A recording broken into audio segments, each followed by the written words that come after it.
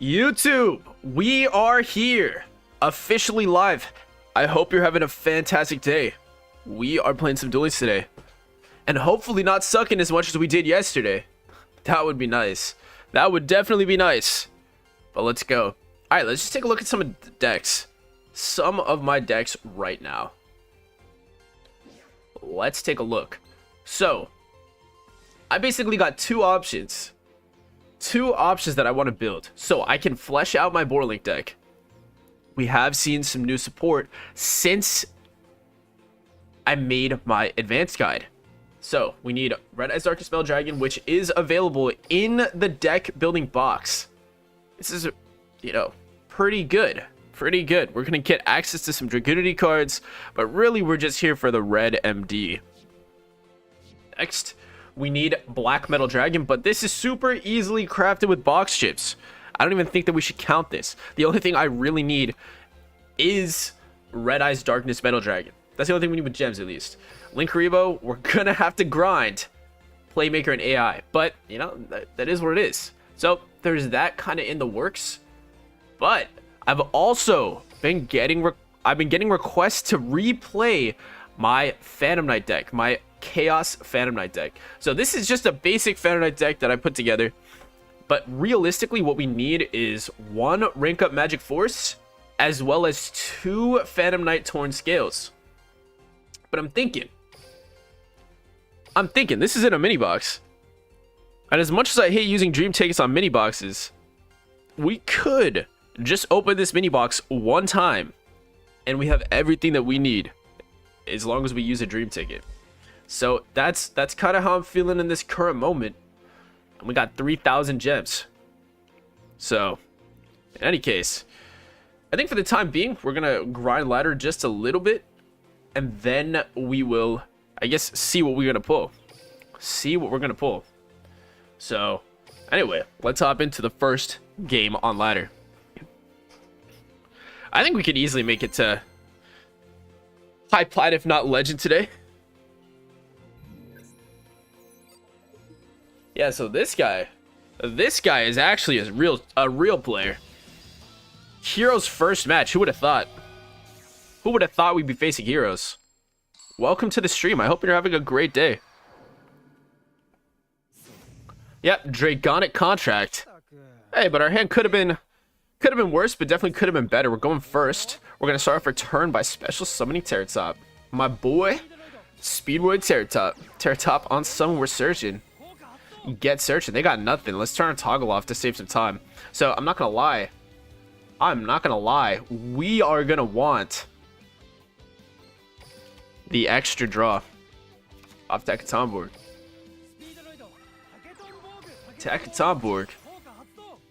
Summon out Fukumidoshi Piper. We need a draw right now. Let's do it. Card Turbo's not bad. Card Turbo is definitely not bad. Alright, we're going to summon out our Clear Wing Synchro Dragon. Welcome to the stream. Yo, what is good, Kutso? Hope you're having a fantastic day. Thank you for joining.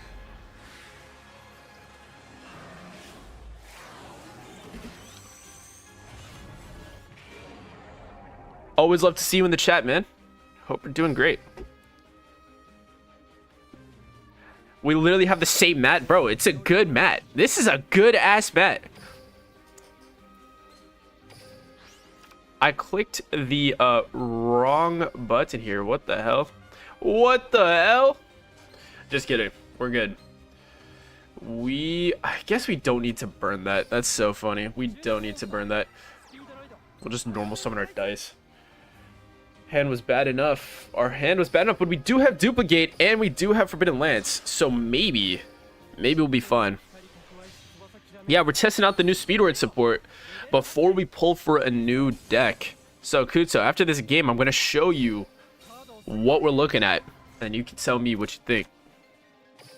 What we should pull for. Alright.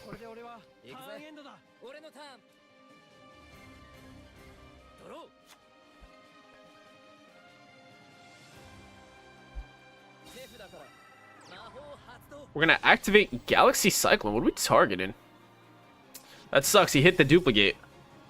He hit the duplicate.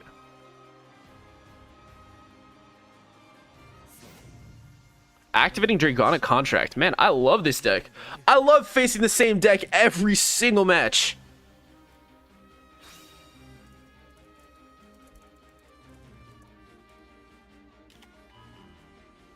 Arm Dragon Thunder, level 10. Searching a free polymerization and a super poly. Are we just going to talk about how that's basically Pot of Greed except better? Like, Yellow Bunting Gaming. So, here's the thing. Here is the thing. What we're going to do... Here's what we're going to do. We're actually going to activate Forbidden Lance here and target ourselves. And I guess this means this is where the Super Poly comes, right? This is where the Super Poly comes. Unfortunately, I guess. No, he's just going to let that go through. That's fine. That's fine, bro.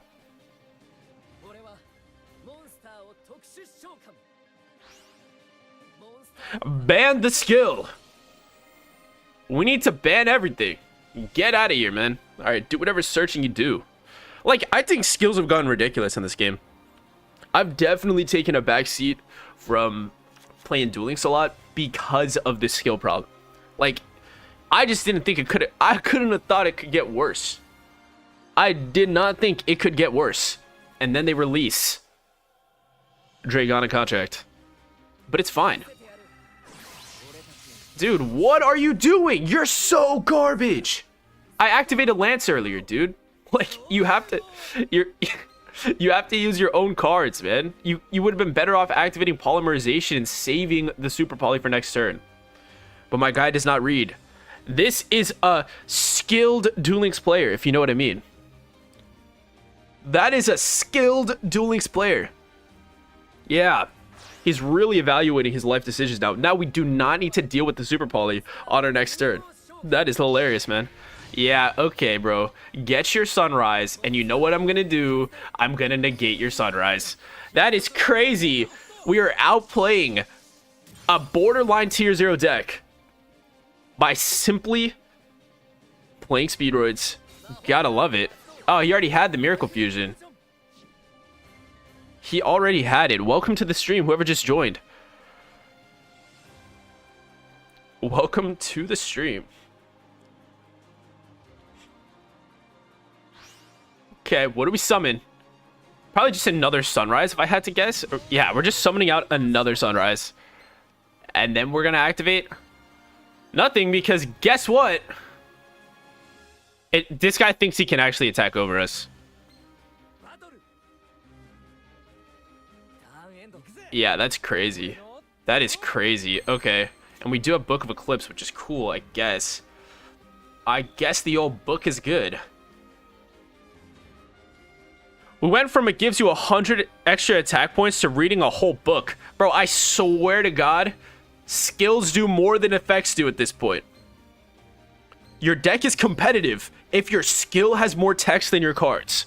That's how you know your deck is good. Well, okay.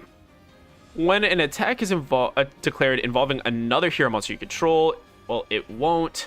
So I think we just simply beat over the sunrise.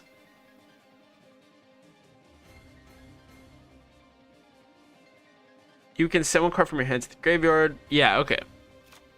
So we're going to set our Book of Eclipse. Welcome to the stream, everybody. We're going to set the Book of Eclipse.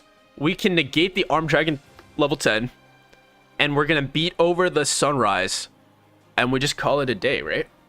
I don't even blame people for not reading anymore. I mean, yeah, at this point, like, there's so much to read, and they didn't even increase the timer either. Like, it'd be one thing if we had Master Duel's timer, but we don't have it, right? Yeah, this guy sucks. Yeah, nice. Yeah, nice, dude. Like, this guy so could have won. Our hand was so bad. I normal summoned dice. That was crazy. Our hand was that bad. All right, I need you guys to check this out. So, I mean, obviously, I'm going to keep playing Speedroids. Everybody loves the Speedroids. But I am going to work on another deck. Okay, so I want to show you guys what I'm working on. Let's take a look. Welcome, Laser. I hope you're having a good day. And I hope we don't get shit on by heroes the entire stream. We have so far won once against heroes. All right, but check this out.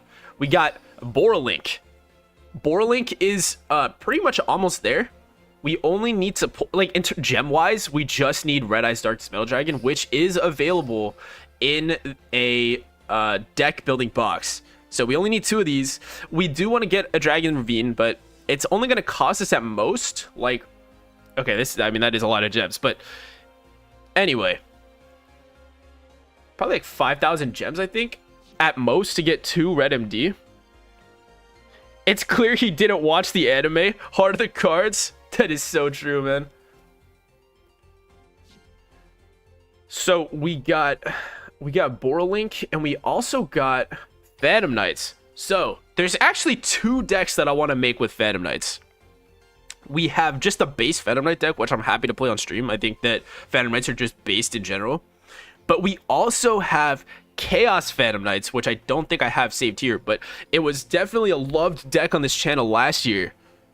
I cooked last year with Chaos cards in Phantom Knights because the skill doesn't really restrict you. Not Raiders Rebellion, it's the other one. Which one is that? I think it's Treason Phantom. There's like, unless they nerfed this, there aren't really a lot of restrictions on this skill. And when it comes to this one, we only need to pull for Torn Scales and Reiko Magic Force. And I think I have enough. I think I'm just going to use a Super Rare Dream Ticket on that. I have one expiring in a couple days. Like literally 4 days. So I think I'm going to use this for Torn Scales. Unless, yeah, I don't even think that... I mean, I could go Galaxy Soldier if I'm building Cyber Dragons, but, you know, I don't know yet. So anyway, if you guys... I'm gonna put this in chat, but let me know what you want to see.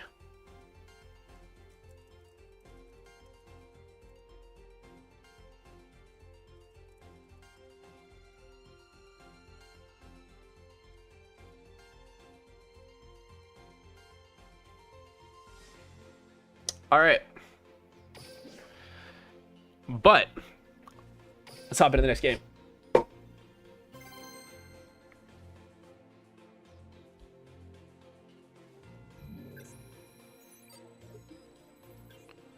Okay, now this is what we call a sweaty player. Odds, they are playing heroes. All the sweaty players are playing heroes. We're going second. 2 games in, and we're facing heroes second. Let's go, Dragonic Contract. All right.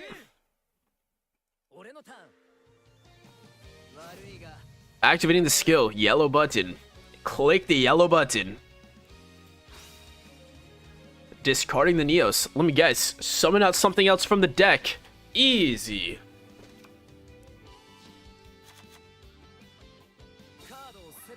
You'd go for Borlink because from your past experiences, it seems more versatile. Yeah, okay, that makes sense. That makes sense. Okay, so we know that he has...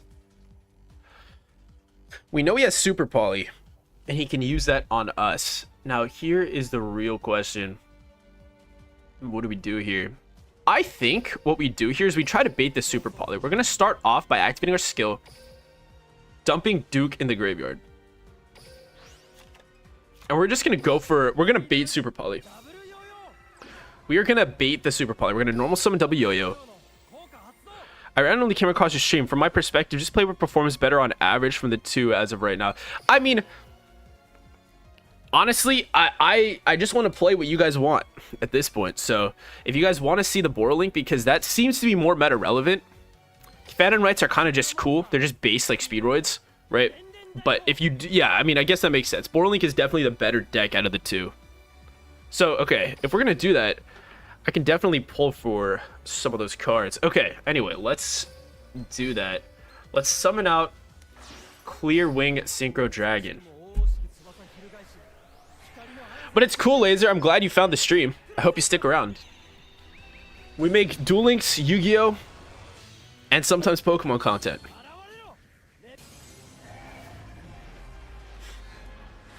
Welcome to the stream, everybody. Yeah, and I just ended up paying for some stream overlays, so I'm trying to boost the quality for you guys. All right, here's the Super Poly we baited.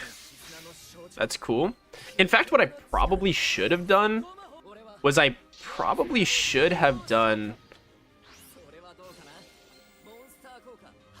he's gonna have his... Okay. I probably should have summoned Clearing Fast Dragon to just bait, but that's fine. Whatever. Okay. Now that we've gone through that, we can actually play the game now. So, this is cool. We're gonna special summon our Terratop. Terratop. On summon, we're gonna search. And we do have some protection. We got some protection, so we don't need to worry. Dude, I have like 2,000 gems. Help me create a budget board link deck. All right, I got you. I got you. We'll take a look after this game.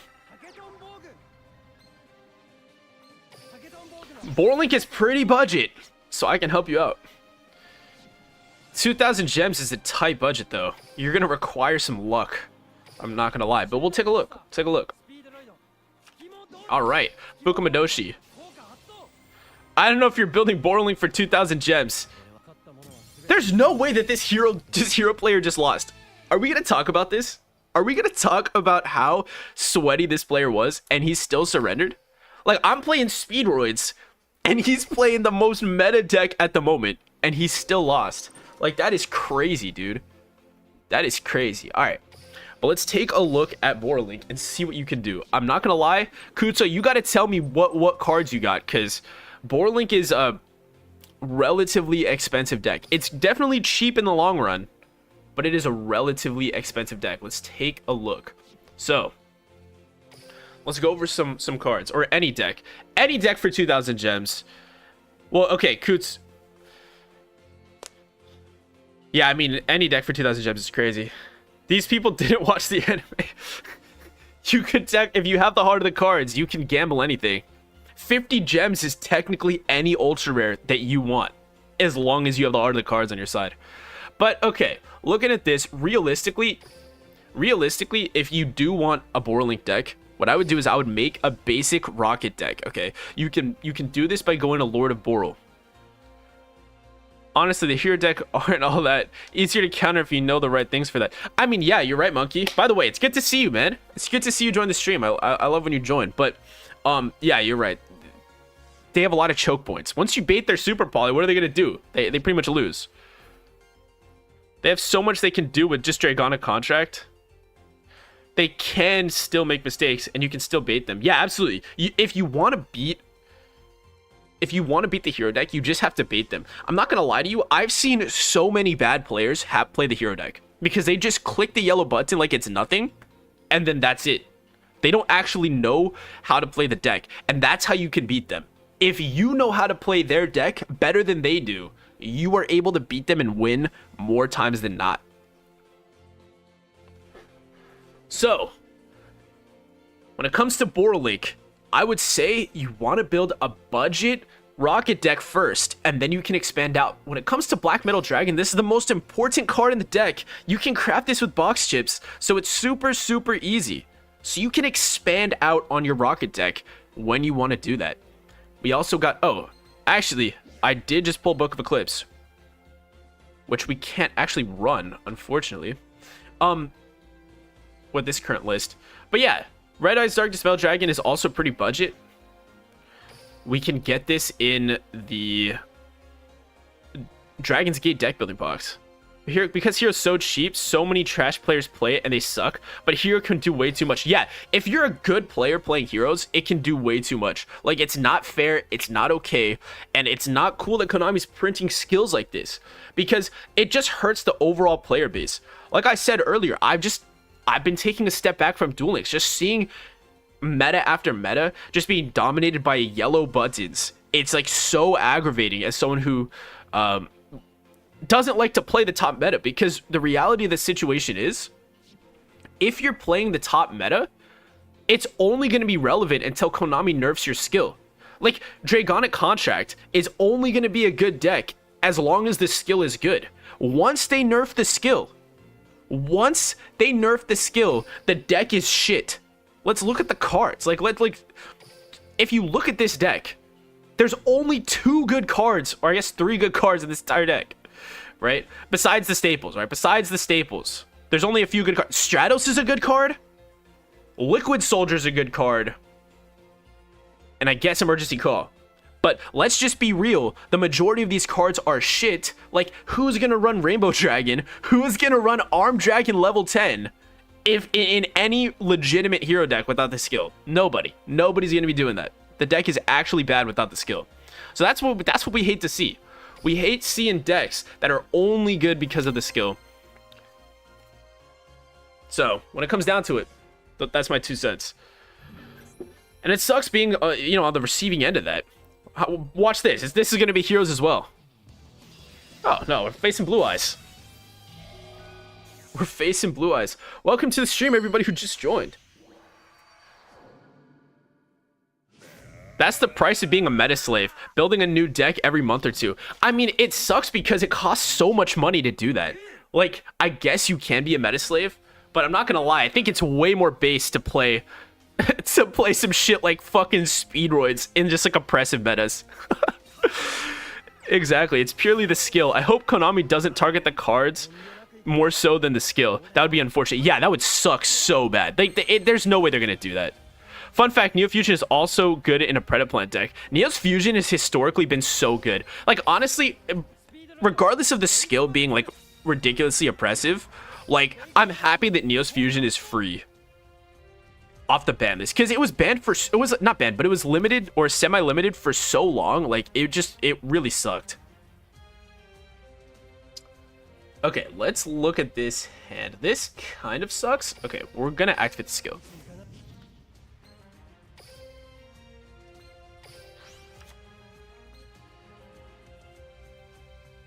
Play something you like is maybe the best tip ever. It's not always about having the stronger deck, but reading your opponent. Absolutely. As long as your deck is somewhat okay.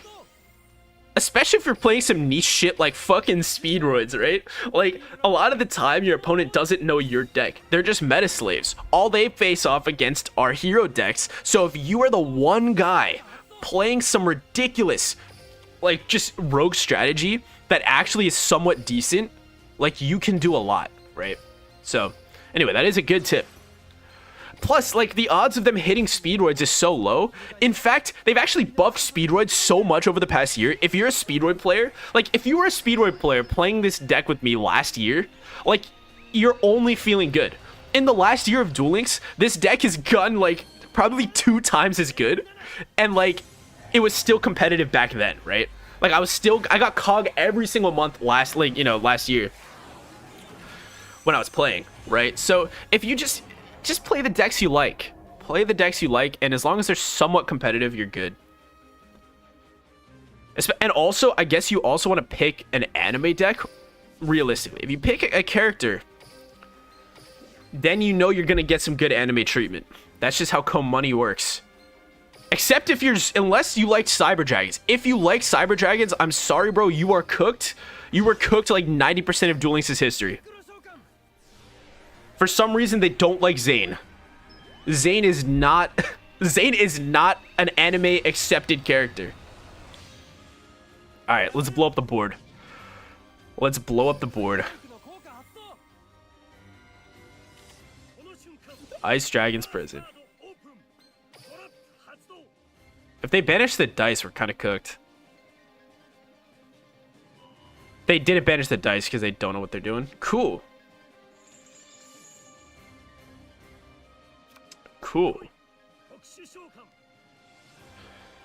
We're doing fine. We're doing fine. Okay. What do we hit? Ultimate Providence. I haven't seen this card since 2021. That is pretty cool. Balance between understanding the game, how many people play, and what's currently competitive. Konami just forgot Zane exists. I think they knew the entire time. I think they're cynical. I think they knew what they were doing to the Zane enthusiasts. But yeah, Laser, you're right. Like, it does come down to your understanding of the game and how people play. Because, like, as long as you know how people play, you can out a lot of players. You can out a lot of players for sure.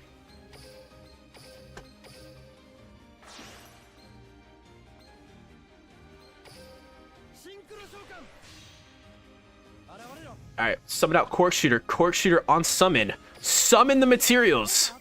Let's go. Dice. Yo-yo.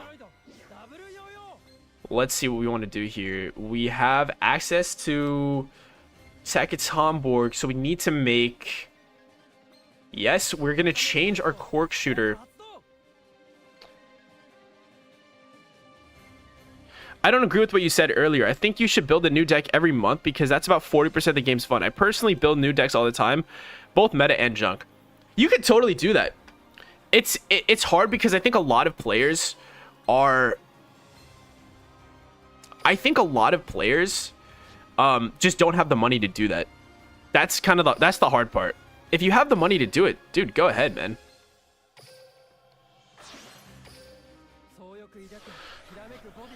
When was the last time Quattro got some love? I'm kind of new to the game still. It's been a while. Imagine if this guy has Kiteroid, then we cry. We cry if my guys got Kiteroid, but he actually just doesn't have Kiteroid.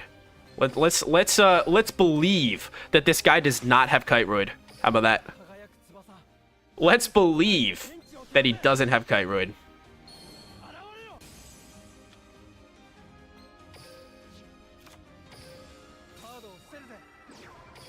Alright, let's go. No Kiteroid. No Kiteroid. No Kiteroid. Let's do it. Lethal. What is going on, Moon Man? I hope you're doing good today. Nice. Blue Eyes. This guy was definitely playing a 2021 Blue Eyes deck. It's gotta be. He's gotta be doing it. Let's take a look.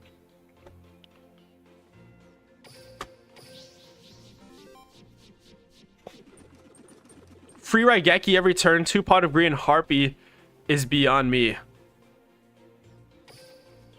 Free Raigeki every... What is this abomination? This guy is definitely playing 2021 Duel Links. And we got Keeper of the Shrine. Free Raigeki every turn, 2 Pot of Green and Harpy is beyond me. What deck are you talking about? Is this Heroes? That would be crazy. That would be crazy. No, this... Hold on. Hold on. We're doing some research. Doing some research. I don't know if you guys saw the tier list update, but pretty much everything got demoted other than Heroes. Hero Duel Links. This is it. I don't know if it's me, but your opponents always have Kiteroids. Yeah, I mean, Kiteroids always, is always crazy. Yeah, Neos is crazy. Ultimate Dragons is a skill. What's wrong with him? Dude, he is a Blue Eyes player. He is a Blue Eyes player. I do have to say, Blue Eyes is, like, it's kind of funny to play Blue Eyes. I like Blue Eyes myself, but I think Red Eyes is the... I'm a Red Eyes guy. I'm a Red Eyes guy, okay? I am a Red Eyes guy. Okay, so unfortunately, we have Fukumidoshi Piper in the hand, so we are going to activate the skill. Ultimate Dragons, based 2021 Blue Eyes, like, decided that when it comes down to it, he's not going to play... Well, what's the newest one? The one with Successor Soul? He's not going to play that version of the deck. Instead, we're playing Ultimate Providence Blue Eyes. That's an OG Blue Eyes enjoyer. You gotta love it. You love to see it. Man, I remember the days. That deck used to be so oppressive. It was the way we feel about Heroes today is the way everybody felt about Blue Eyes back in the day. Like, it was always there. It was always there. We're over here trying to play some new strategies in the Xyz era, and my guys were playing Kaiba. Man, I'm not gonna lie, the Onomat meta was definitely my favorite meta. The deck was relatively cheap, and it was super high skill. Like, relative to like the power level, that was a very high skill meta. Bro is just doing it for the love of the game. My guy loves Duel Links. He gets the thanks for playing Yu-Gi-Oh! Duel Links, and he's like, you're welcome. You are welcome. He plays through thick and thin. It does not matter.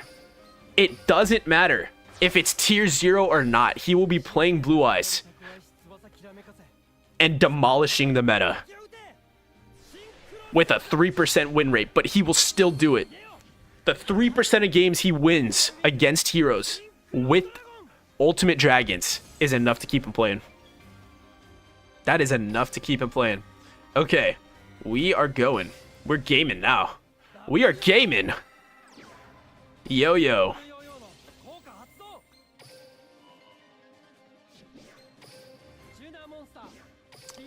All right. Dice is going to get Dyson. Slicing and dicing. Let's go. Bro probably thinks Duel Links for existing.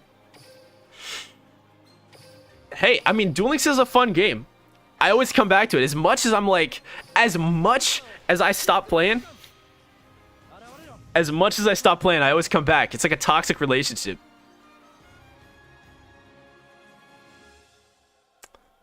Three, 6. Yeah, we want to do this. He's a better guy than I am. Hey, me too. Me too. I am a meta slave sometimes. Not right now, but I'm sometimes a meta slave. I am sometimes a meta slave, and I'm not happy to admit that. We say no. Summon Hagoita. I wish I could just enjoy life the way that guy enjoys playing Duel Links. That would solve every sad day I've ever had. They should make him the next main character of the coming anime. Absolutely. Absolutely. Okay, Take Tomborg is gonna get Borgin. Take Tomborg. Let's go. Okay, we are gonna summon out.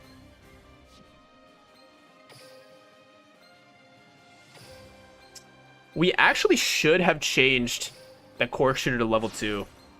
We should have changed the Cork Shooter to level 2. Oh, that kind of sucks. That kind of sucks. Oh, just kidding. We're actually fine. We are actually fine. Because we're going to summon out High Speed Roid Clearwing Rider. We're actually fine. Alright, roll 2. Come on. Oh, actually, we only need to roll 1. Let's return you, return to you, return to you, and you. And yeah, cool.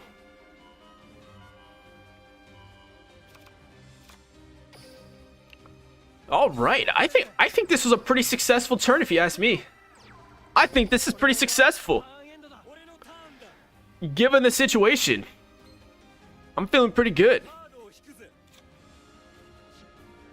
All right, we'll let him enter the main phase.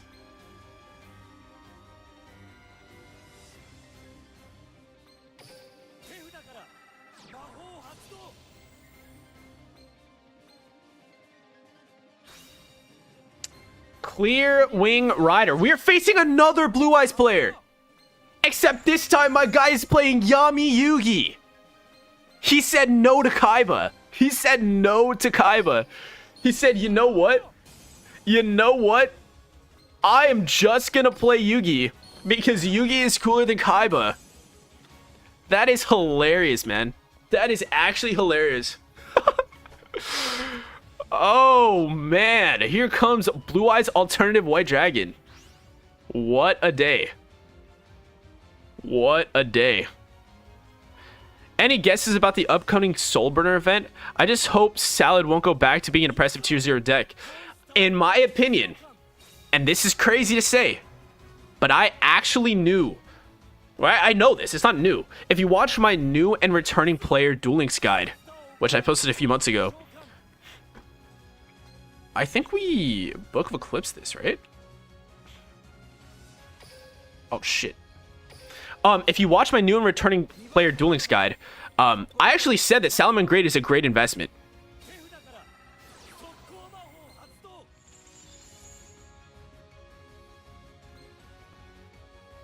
Based on the first card he played, I have a 90% chance of winning. That's if I don't lose to time, right? That is if I don't lose to time. But yeah, I think Salamangreats Greats are a great investment in Duel Links. And the fact that we're getting a Soul Burner event just, you know, proves that.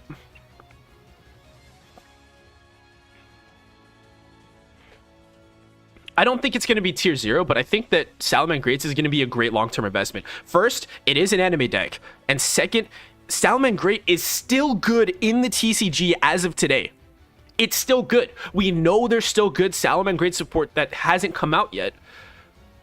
So, like, obviously it's going to be good to... Obviously it's going to be good, a good gem investment.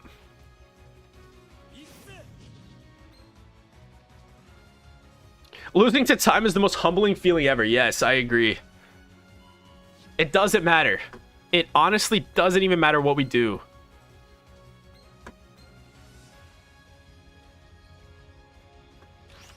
It doesn't even matter. Honest. I hope they add flame on the coming event. Yeah, that would be great. That would be great.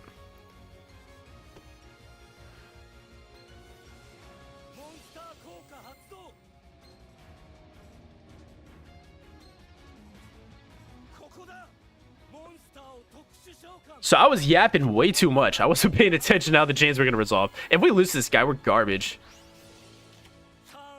If we lose to this guy, we are trash. Okay. We did get Terratop though, which is cool. Okay, let's get our Clearwing Synchro Dragon out. Cannot be destroyed by battle. Okay. I think we're fine. I think we're fine. I think we can still win this. Yeah, I still think we can win. We're just going to Kite Drake. We're going to blow up the board. And then if he does manage to out our Kite Drake, we have Terratop for another play. Yeah, see, he let that resolve. So I think we just Kite Drake. We blow up the board. Hopefully he actually outs the Kite Drake with his back row. Hopefully we can bait out the back row with this. And then I think we just like play from there, right? Let's destroy all cards on the field. I should have been paying more attention. But I'm not good at Yu-Gi-Oh! Don't forget, just because... wait, this guy's bad. Wait, it's... okay. That's fine, dude. That's okay. That is okay. Yeah, we're just baiting out the background. This is what we wanted anyway. Because Kite Drake's still going to resolve. I wish we had Skill Drain in Duel Links. Bro, Moonman is definitely a Floodgate player. Bro, Moonman, you're hoping for Labyrinth. You want Labyrinth in Duel Links. You want Lich in Duel Links. Yep. Kite Drake's effect will go off. This is what we wanted. And we are going to search for Tekket's on board. Alright, we can't lose the time though. Come on. This is exactly what I wanted. I called everything that's happening, and this is exactly what I wanted. Okay. What do we have in the graveyard? Okay. Alright, come on, come on, come on.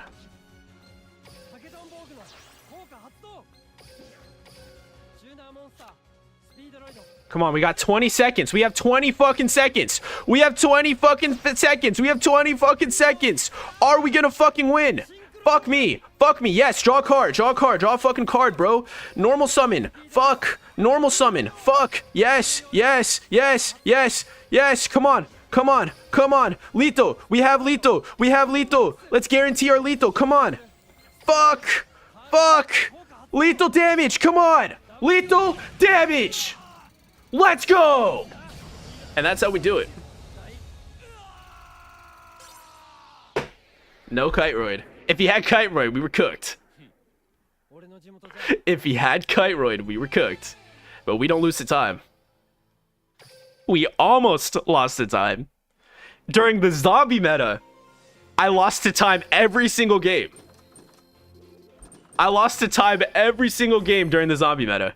But we're playing the speed Chad meta. This is the speed Chad meta. Bro was stressing. Hey, listen. We still win those, right? We still win those. All right, listen.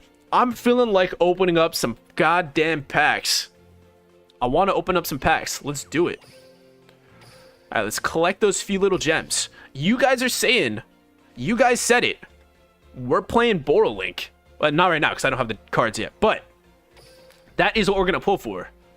So let's go ahead and do a quick intermission as we look at what we need to build this Borrelink deck. So this is my theory crafted Borrelink deck. This is what I think an optimal Borrelink deck looks like. Let's get this out of the way. We are crafting my boy Black Metal Dragon.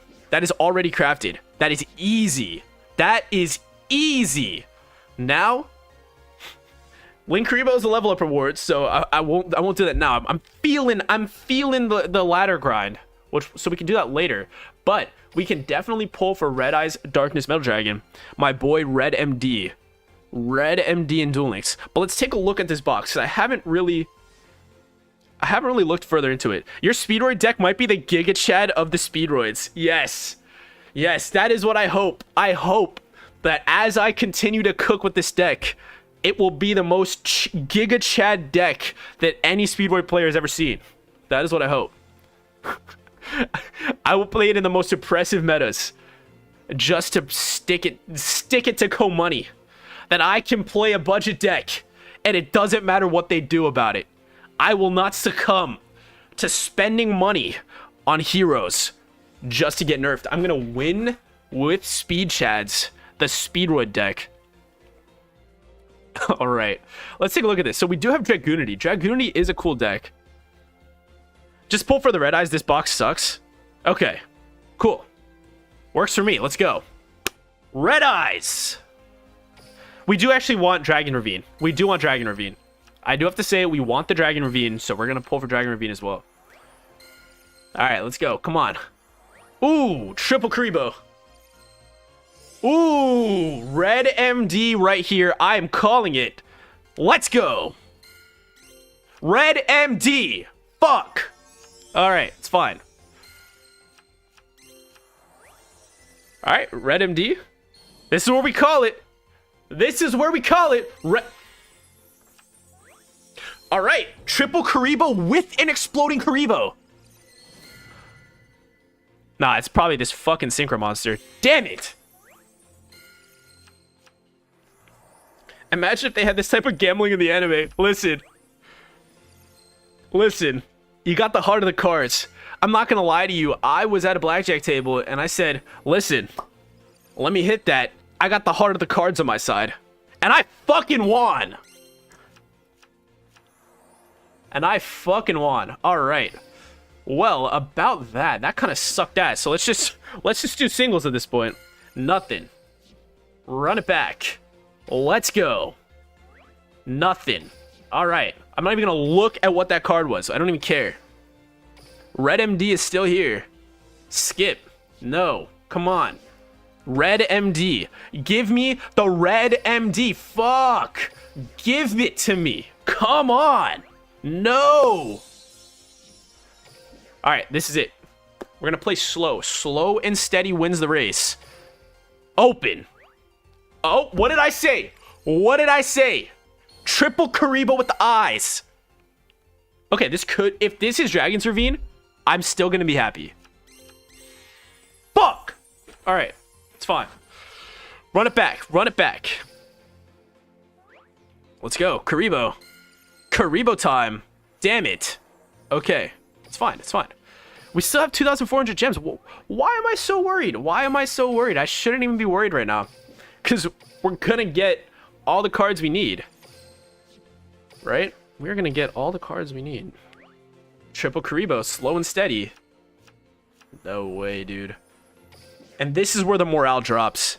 And this is where it drops. This is how you know that you've spent too much money. You just got to take your losses and walk out the door.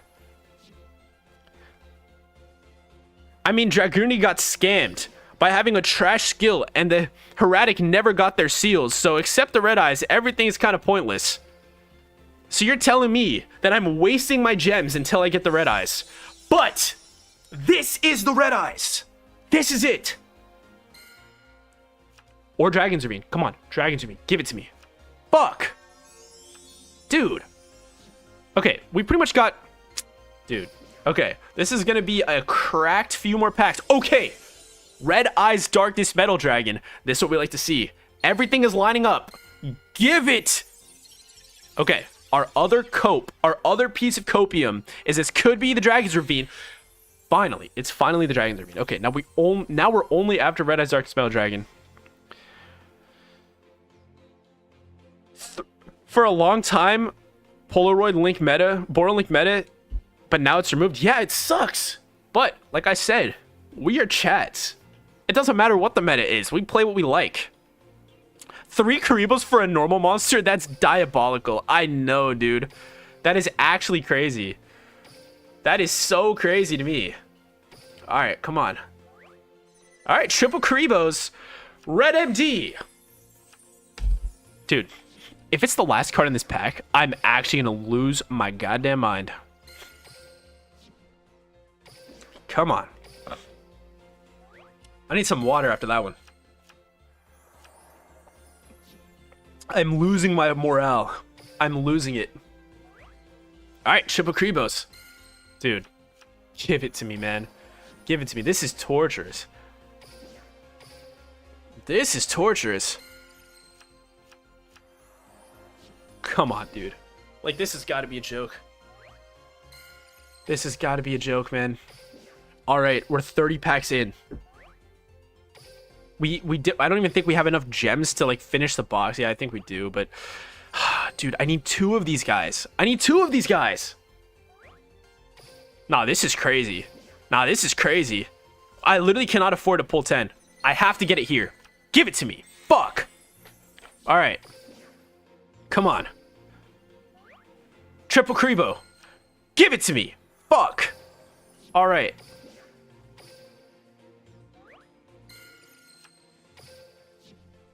Dude. Well, they're just robbing you, man. No way, man. Why do we get the... If it's gonna be a fucking rare card, dude. No way, man. There's only one good card in this entire box and I haven't pulled it yet. Give it to me now. Let's go.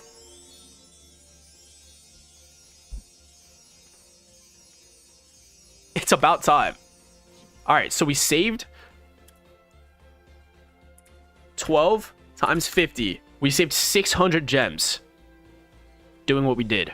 Let's reset this fucking box. Get out of here. All right. Let's just pull the 10. We're gamers, right? We are gamers. Okay. We are gamers. We're just pulling 10 now. Let's go. Classic Konami. They know what you're building. I know. It's crazy. But listen, we don't let that get us down. In fact, hey, second Dragon's Ravine. No complaints here. Red MT right here, and what's crazy? Let's go! Let's go!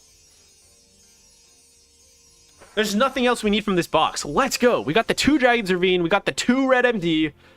We don't need anything else. Except the Karibo. The Link Karibo. Which is actually really important to this strategy. But this is a free-to-play card. So, there's no gambling here.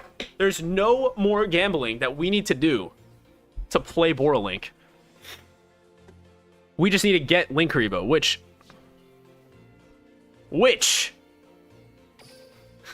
That is crazy. That is crazy. No more gambling. No more gambling. We actually got, with our gems, we got the cards we needed. That is crazy to me. Which means we pretty much have another deck that we can work with. The only thing is we have to level up Playmaker and AI. My guy's only level 13. When do we get Link Karibo? When do we get it? No way. It's a level 35 unlock? No. Is there... Okay. Well, that kind of puts us in a little tricky situation. That puts us in a tricky situation. What do you guys think? How you guys feeling? Are we auto dueling or are we going back on ladder? Let me know. Let me know. Do we grind or do I grind off stream? You guys tell me. How are you feeling?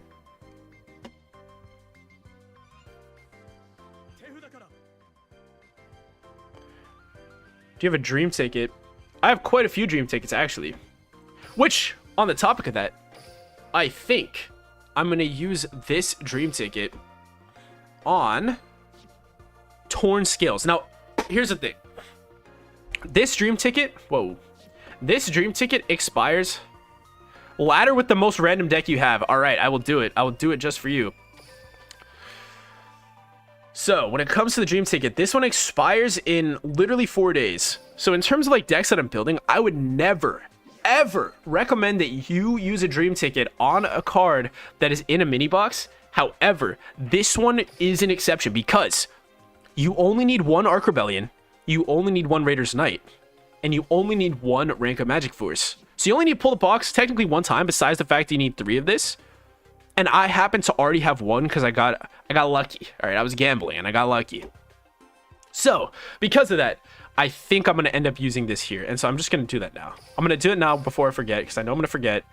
I only need to open up that box one time to have a Phantom Knight deck. Okay, but you said, let's go hop on ladder with the most random deck I have. Well, there is a series that I've been planning on my YouTube channel. I actually thought of this series literally last year, and I made an intro for it and everything, called the Deck Archive, where I go through and play historical decks and see if they're still competitive now. And I'm saying like decks from back in the day. All right, let's take a look at some of these decks that I got, right? Let's see.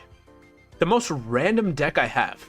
Well, we do have Triamids. We have Triamids. Okay, let's see. Back in the day, we were running Balance. Can I not am I tripping? Can I not like edit this deck? What the hell? Oh, I think it's locked. It's locked. Okay. Yeah, I think back in the day we were playing Balance. What does Balance do nowadays? Your starting hand will reflect the card balance of your deck. This skill will not activate unless you have at least 6 of each card. Oh, yeah, that's shit now. That's actually shit. All right. Welcome to episode 1 of the Deck Archive. We are playing, which I don't know why it didn't switch. We are playing Triamids. Let's go over and select the deck. This deck is actually not very good nowadays. This deck, there's no way this deck is gonna win. I challenge, try to win one match with a deck of only normal monsters. All right, we'll take a look after this. We'll take a look after this round.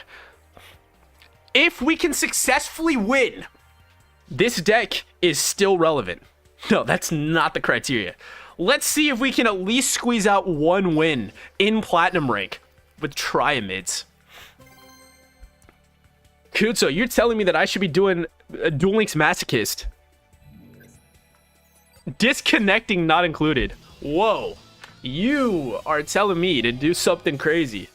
All right, let's go. Triamids. We're on a 4-win streak. Like, the thing is, we could be grinding for COG, but instead we're playing Field Spell Turbo. All right, let's go. Okay. All right, let's take a look at this. If a field spell is on this card, you can normal summon 1 additional rock monster. Let's go. That feels good. Wait, are we running the Power Sync version? We're not running Power Sync Stone. Holy shit, that sucks ass. Okay, but it's fine. Okay, all rock monsters on the field gain 500 attack.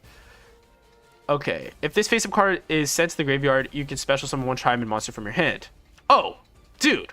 We're cracked. Let's fucking go. We're going to normal summon Triamid Hunter.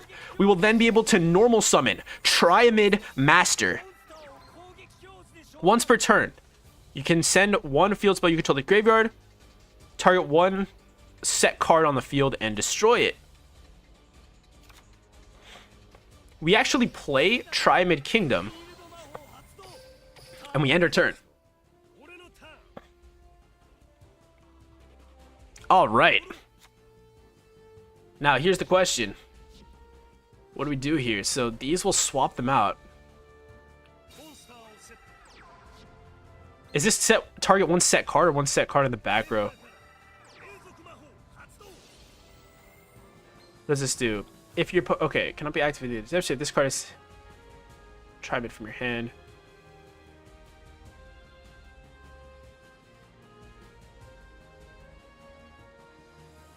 I mean, the title of the video is watching me suck at dueling, so might as well have some fun at it. Let's do it. Let's suck. Once per turn. Alright. Let's suck. Let's suck at Yu-Gi-Oh!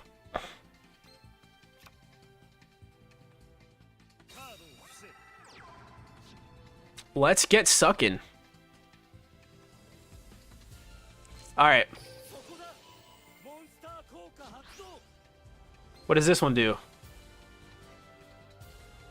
Okay.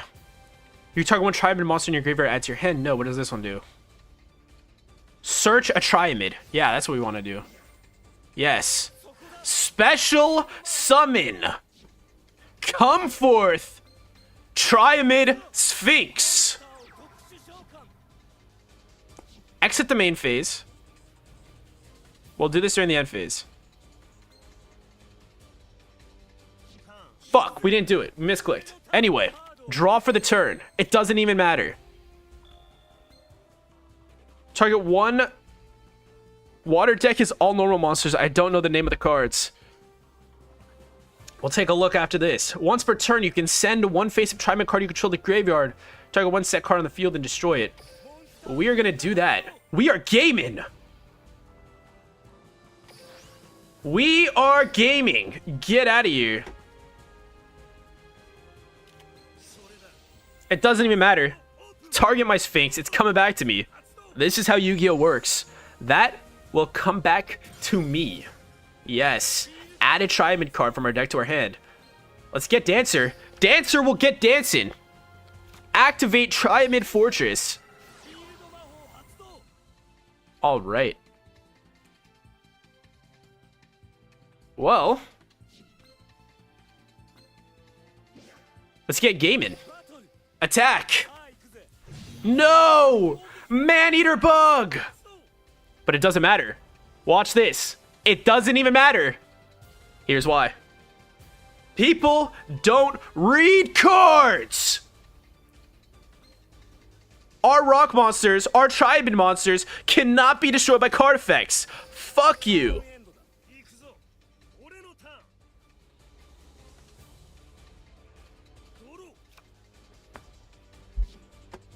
You're trash.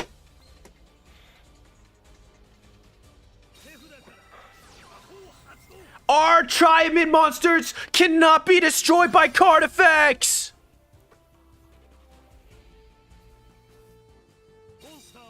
We can't lose.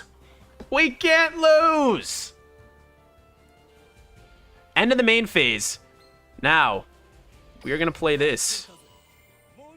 Get out of here.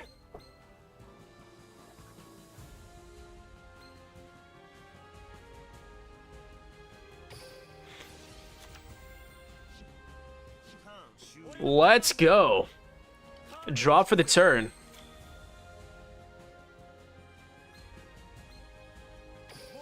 We will activate this, and we will send...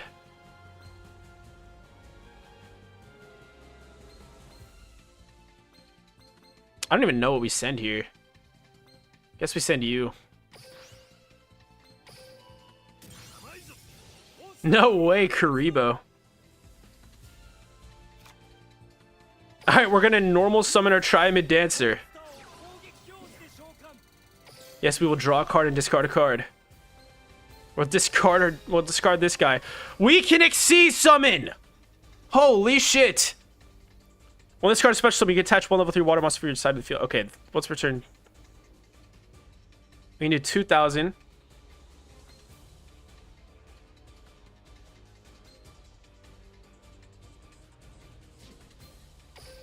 What's the best box to go into right now? That's a good question. I actually made a new and returning deck player guide, and I'd suggest making Rockets or Salamangreat. Those are the two really good decks right now. All right, let's summon out. Let's summon out this guy. Salaman Greats and Rockets are really good right now. So that would be Lord of Boral mini box, or I'm not sure. Dude, time. We're gonna lose the time. Okay. No!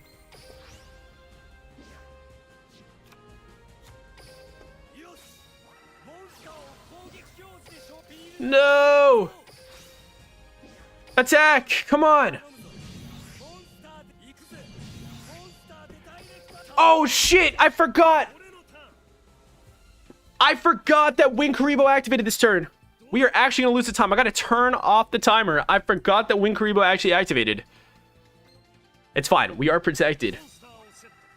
Trident Sphinx is our protection. No way, dude.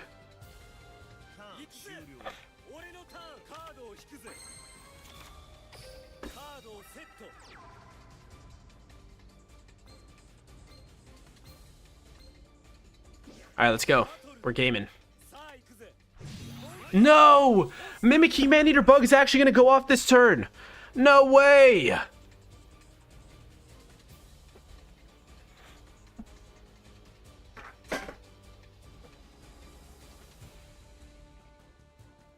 No way. But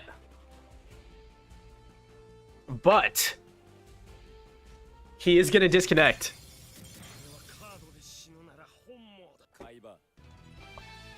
He is going to disconnect. Technically, we still won. All right, we're going to ride the high. You know what I mean? As you win, you continue to do it. But Johnny, let me tell you. Let me tell you why. Let me tell you the basic rationale. I mean, obviously, definitely check out that video. But let me tell you why it's either Rockets or Salamangreat. The reason why those two decks specifically are decks that I chose for new and returning player guys is because Dragon Link is like one of the strongest decks in Yu-Gi-Oh's history. I mean, besides tier limits, right? There's an argument for Dragon Link being very strong, right? The majority of the best cards in the game are Dark and Dragon monsters. Therefore, you know, there's a lot of new support that has not come out in Duel Links yet. So when it comes down to it, like, you know that even if the Rocket deck isn't meta right now, which Borlink got demoted from the tier list, it is no longer considered meta. All it takes is a little bit of new support and it's already going to be meta again. So when we're talking about the best gem investments, like, Rockets are insanely good. Rockets are insanely good. When it comes to Salamangreat, someone mentioned in chat earlier that Salamangreat is getting a new event. That's really good. That means we know, as of right now, that Salamangreats are going to get new meta support, and they have historically been good in Duel Links, but also in the TCG. Salamangreats still make top cuts in TCG tournaments. That's how good Salamangreats are. So, when it comes down to it, that's the reason why. We got to think long term. When you say best, it's like, I could just tell you to buy. Go to the shop. Go to decks and buy 3 of this deck. I could tell this to you. Spend $15, however much it's going to cost you. Buy 3 of these decks. Buy the other structures. Play heroes. I could tell you this. But the reality is, give it a month. Hopefully less. It's realistically going to be 3 months, but let's hope it's less than a month. Konami is going to nerf the skill. All the hero players that spend all their money on this hero deck are going to lose. They're going to lose their deck. They're going to be sad. They're going to be like, no, my meta deck is no longer relevant. That's why I think you should go for the long game. Play the archetypes that you know are going to be good gem investments. I'm not surprised. They do have the name Great in them. Yeah, Salamangreats do have the name Great in them. Or do have Great in the name. Yeah. All right, well, let's ride this high. Ride the win streak in Platinum Rank. With Triamids. See, this guy is actually a November 24 KC specialist. That means he played during the no, that was February. Tachyon was February. But now we're facing heroes on a 10 win streak. We're facing heroes on a 10 win streak with Triamids. Oh shit, we're gonna fucking lose.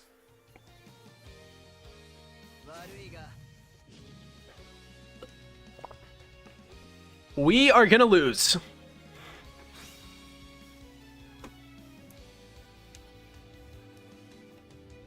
Oh, this is bad. If I've ever heard bad, this is it. If I've ever heard bad, this is definitely it. We are cooked. We are cooked.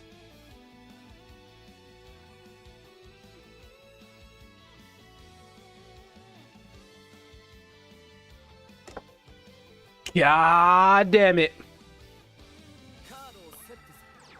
We're throwing down a face down, throwing down 2 face downs, calling it a turn. No way. We have a chance to win. I refuse to lose, as Yugi would say. All right. Well, man. Well.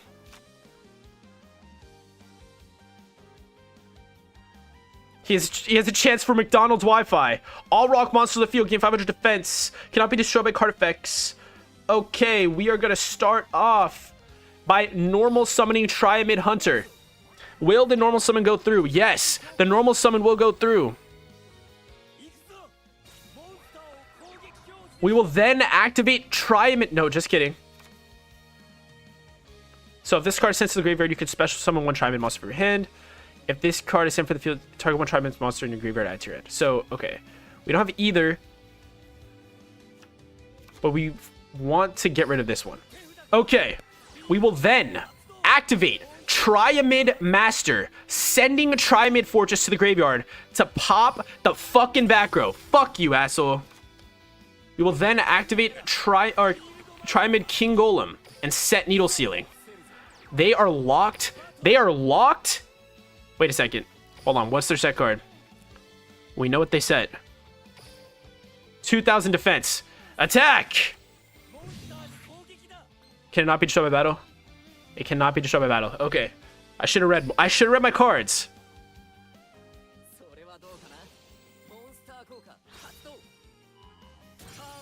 Well, okay.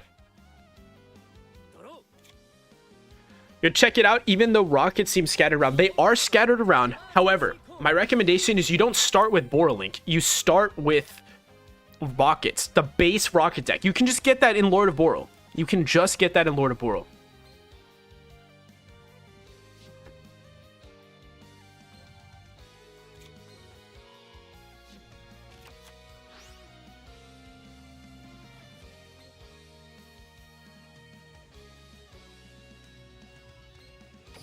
Come on. Will we win against the heroes? If we win against the heroes, this is insane. He's on a 10 win streak. We can't afford to misplay.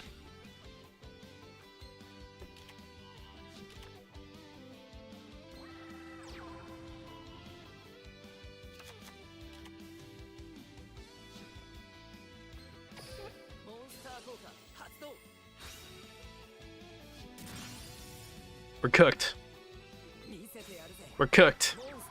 We actually could have outplayed that, but we're cooked. We're cooked. I'm sorry to say. We lost. We lost against the hero player.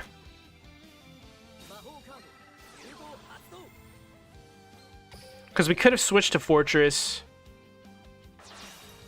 I'm not gonna lie. It was gonna be a difficult game. Okay, we get it, dude. We get it. We get it. We get it. We get it. We get it. We get it. We get it. We get it. You're better than me. You, my guy, are better than me. I am a trash Yu-Gi-Oh player, and you are a good Yu-Gi-Oh player.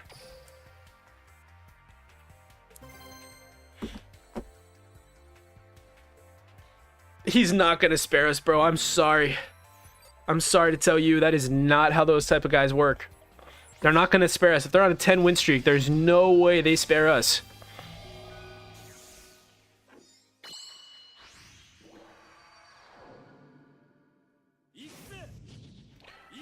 Battle Chronicle. Maybe we can play. All right. Let's do it. We're going first. We're going to normal summon our Tri-Mid Hunter. Because we have a field spell, we can normal summon Tri-Mid Master. Our hand is substantially better because we have Tri-Mid Pulse. Once per turn, you can banish 2 cards from your graveyard, any combination of rock monsters and or field spells, and activate one of these effects. Target one other card on the field and pop it. Special summon a rock monster from the graveyard, or target up to 3 field spells in your graveyard. Shuffle them into the deck and draw a card. Let's go. All right. Let's get cruising. Cruiser, get cruising. So this one is our search card. We get to search a Tri-Mid card on their turn. We will now end our turn. All right. We can win this. We can win this. We're activating Melody of the Awakening Dragon. They are playing Blue Eyes, but that's okay. They are playing Blue Eyes, but that's okay. He's going to search both Blue Eyes and Alternative White Dragon. It's fine. We're going to wait till he activates his Alternative White Dragon's effect to chain one of our Tri-Mid cards to protect us from destruction. Check it out. Check it out. Wait for it. He's going to activate the alternative. What did I say? What did I say? We will then activate Tri-Mid Master's effect, sending our cruiser to the graveyard to play Tri-Mid Fortress from the deck.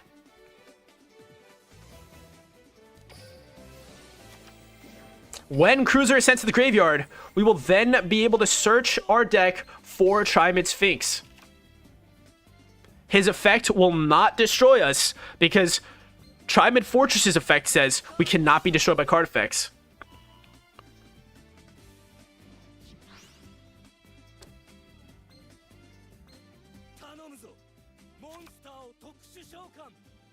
Let's hope he targets the field spell. He does not target the field spell, but will instead chain Tri-Mid Pulse. Tri-Mid Pulse, we're going to target one other face-up card on the field and destroy it. Get poppin'. Get poppin'. He might have Successor Soul in his hand, and that would be okay.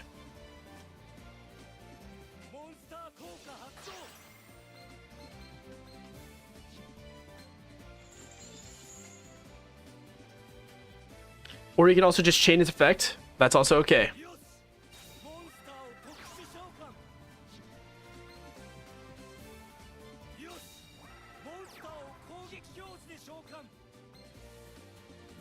Alright, come on. We're gaming. We are gaming. Searching the Ultimate Fusion.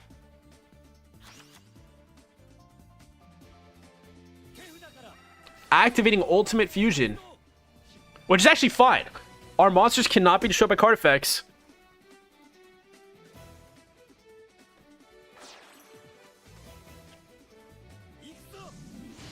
Neo Blue Eyes Ultimate Dragon.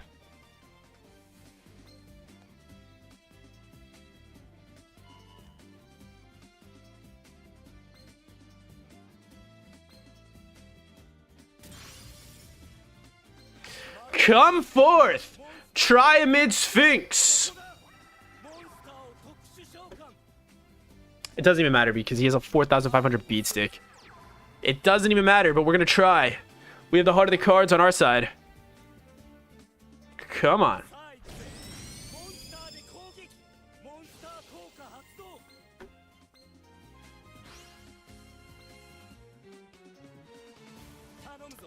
No! No!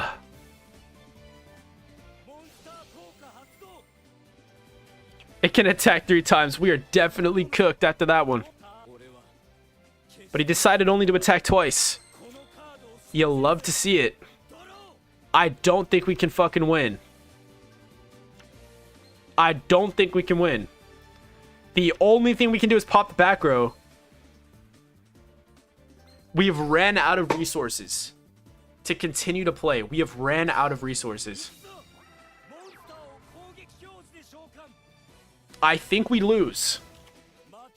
Floodgate. All right. So, if we drew a level 3 monster,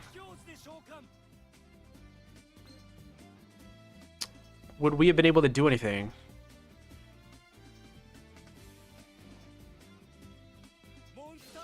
No, we wouldn't have. We would not have been able to do anything. We would have been able to attack for 2,000 damage, but that's it.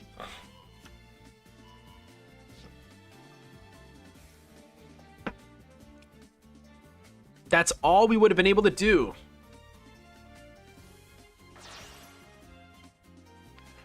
But it's fine. All right, Blue Eye Spirit. I think we're so cooked right now. After this, we'll play one more game, and I will tell you, is this viable?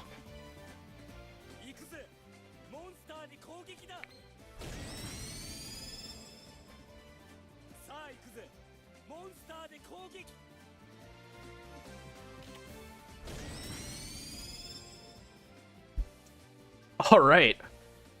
Can we beat this deck? Find out on the next episode of Dragon Ball Z.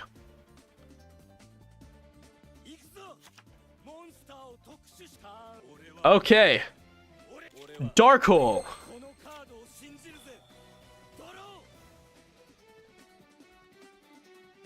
No. We can't win. We can't win. But I will try. Dancer. Dance. Dance for me.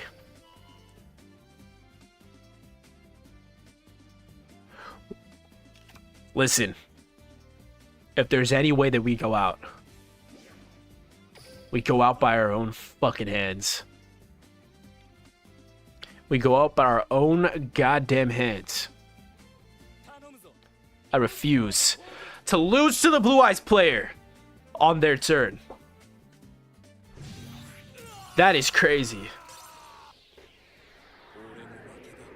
That is crazy. All right. We got one more game with the Triamids. It was honorable. We just committed seppuku. We die with honor. We die with honor. Here goes our win streak. We were on a win streak until we played a deck for the deck archive. But it's fine. I do this for you. I do this for you and your enjoyment. So if you haven't already, don't forget to subscribe. Like the stream. Let me know that you want to see more live streams. We're going first. Power of Dark. Yummy! So we're going to start off by normal summoning our Triamid Hunter. We will set Triamid Pulse.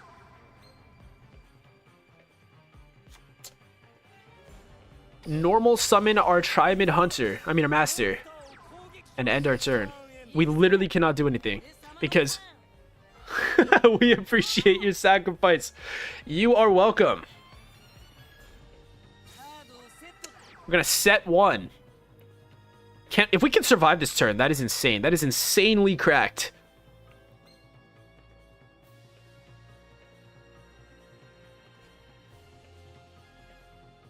That would be insanely cracked.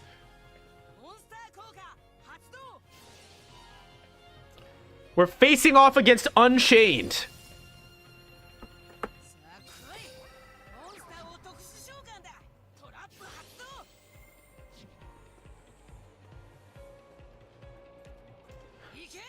Oh man, this is going to be an uphill battle.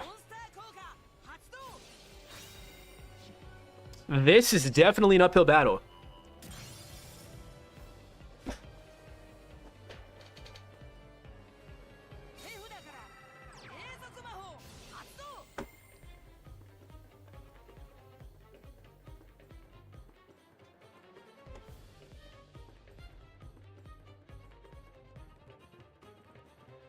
They're doing Unchained things. They're doing so many things in a turn that we can't even comprehend it. It is so many leagues above what our deck can even do that it, like, we can't even do anything. There's no responses. This deck was playable back when negates were scarce. Interrupting your opponent's turn without a trap card was not normal. Games didn't end in one turn. That is how old this Triamid deck is.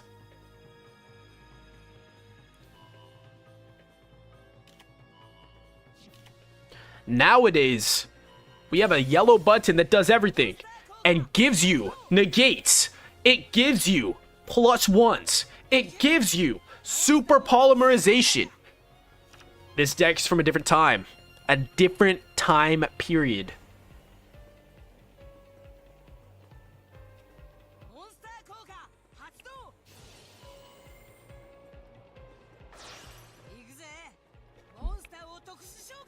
We're going to link off into Unchained Soul of Rage.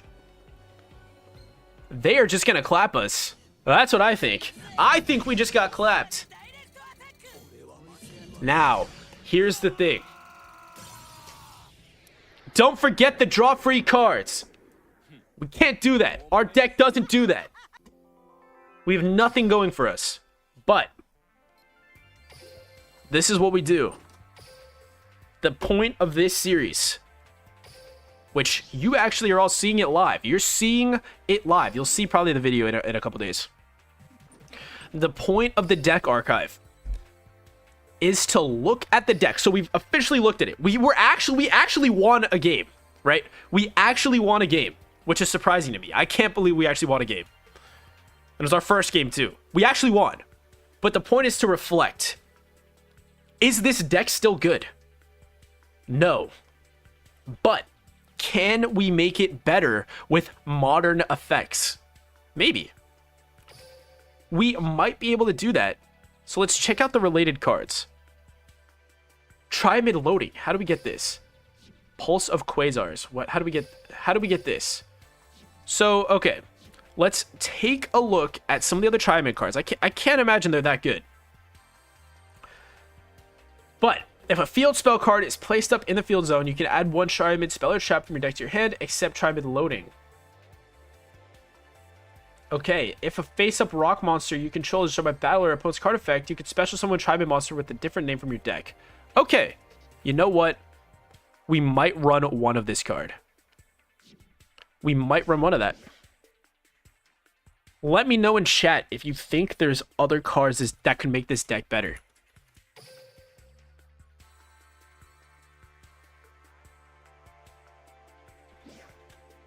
Let me know if there is a deck that can, or if there is a card that you know that would make this deck better. So we might run that. I don't know if we're in a place to run any hand traps. I just don't think we do. I don't think we are. I think we have to look at Book of Eclipse, obviously. I think we take out the needle. No, the needle sealing's pretty good.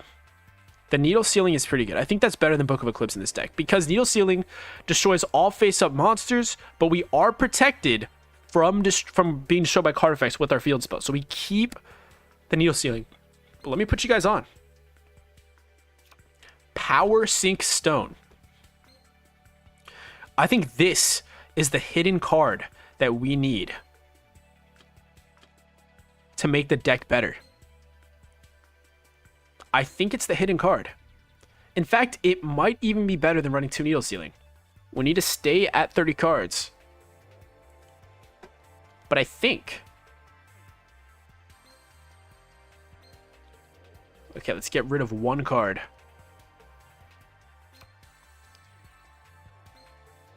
Maybe put in Neos Fusion. Hold on, are you cooking right now? Are you cooking? Are you cooking? Let's take a look at this. What are our Neos Fusion targets? What are our Neos Fusion targets? We have access to Kluger, which is not good. But we could use Brave Neos. We could use Brave Neos. Brave Neos will let us dump one of these Trimid cards in the graveyard. How good is that? Well, if we do have a Trimid card in the graveyard, it works with Trimid Fortress, right? It works with Trimid Fortress because we can target one Trimid monster in your graveyard and add it to your hand. So we would be able to search. Do you have Rainbow Neos? Yes, I do have Rainbow Neos. That's so funny. Do we just run the new meta skill? Do we just run the meta skill? Do we just run heroes? Except we play Trimids? I think that there probably are restrictions on the skill, if I had to guess.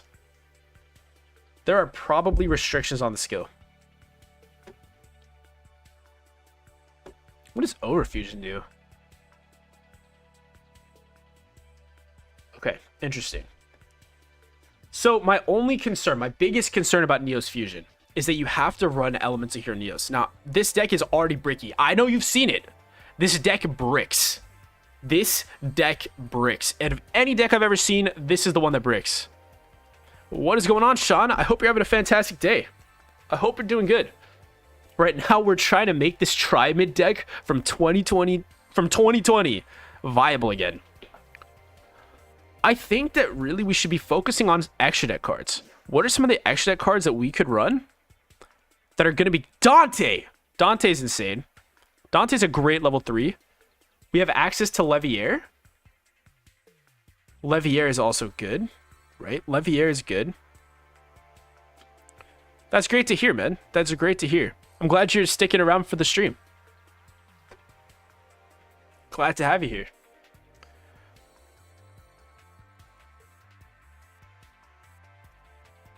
Effect Veiler. Okay, we'll take a look at some Effect Veiler. Gorgonic Guardian.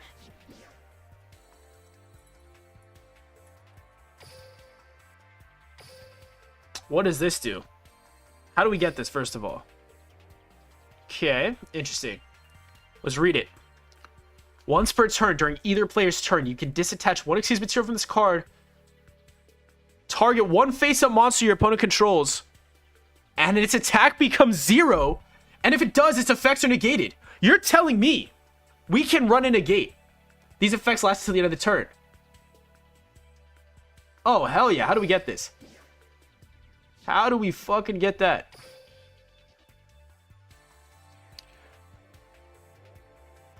How do we get that? No way, dude. You're telling me I can't craft this with box chips? I'm not gonna lie. Okay, I am not gonna lie. This would make the deck so much better. You're actually right.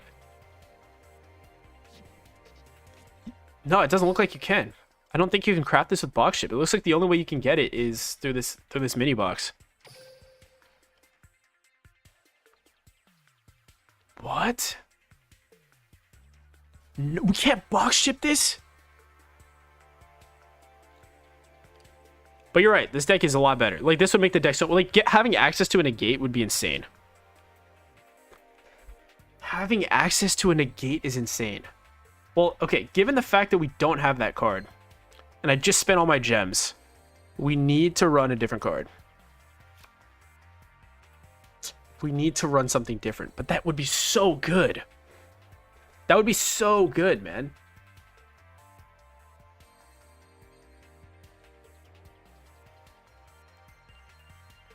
That would be crazy. Well, okay, we don't have access to that. What else do we do? What do we have access to? What do we have access to? Let's see. Effect Failure is a decent choice, actually giving us some negation. What do we got for rank 3s, though? Filter, Xyz, rank 3. Let's do it. Come on. What do we have access to? This is what we got. We can run Break Sword. Hold on. Break Sword is cooking. We're cooking with Break Sword. We're cooking with Break Sword. We get them as level 4s, so now we have access to... We actually have access to rank 4s. So we have Dark Rebellion, Xyz Dragon. We're cooking with this. This is good. Levier is decent. Let's get rid of that. Okay, we have another space. Maybe Boral Sword. I don't think we have enough. Let's read Boral Sword. I think that's a Link 4.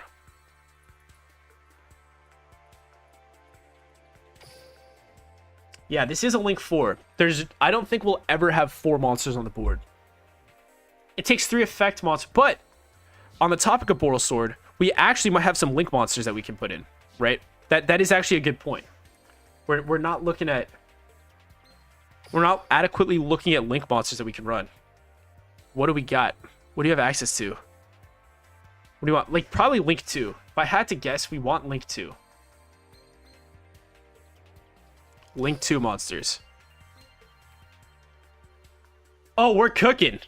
Kutso, you're helping me cook. Bujinki Ahashima.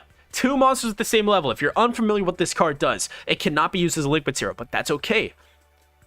If this card is Link summoned, you can special summon 2 monsters with the same level, 1 from your hand and 1 from your graveyard, but negate their effects. And immediately after this resolves, exceed summon with those 2 monsters only. That's cooking. We're cooking with that one. We're cooking. That was good.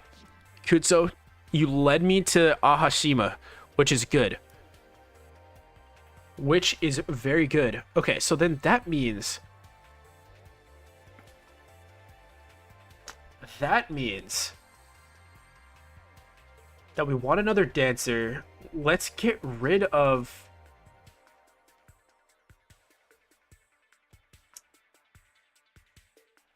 Let's get rid of this. And actually, I think that we run Ice Dragon's Prison.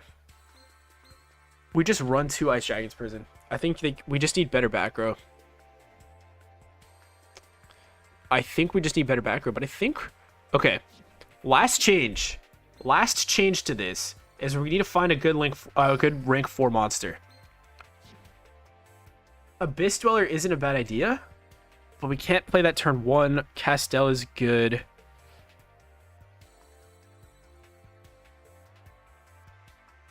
We actually might be able to play Abyss Dweller. Okay, I think we get rid of Levier, Abyss Dweller, and then 1 more rank 4. This is Dark Castel. Castel is also good. But I think these choices are better. Let's see.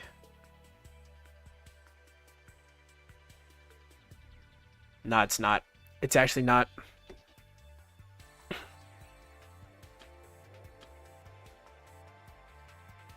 Okay, we have our deck.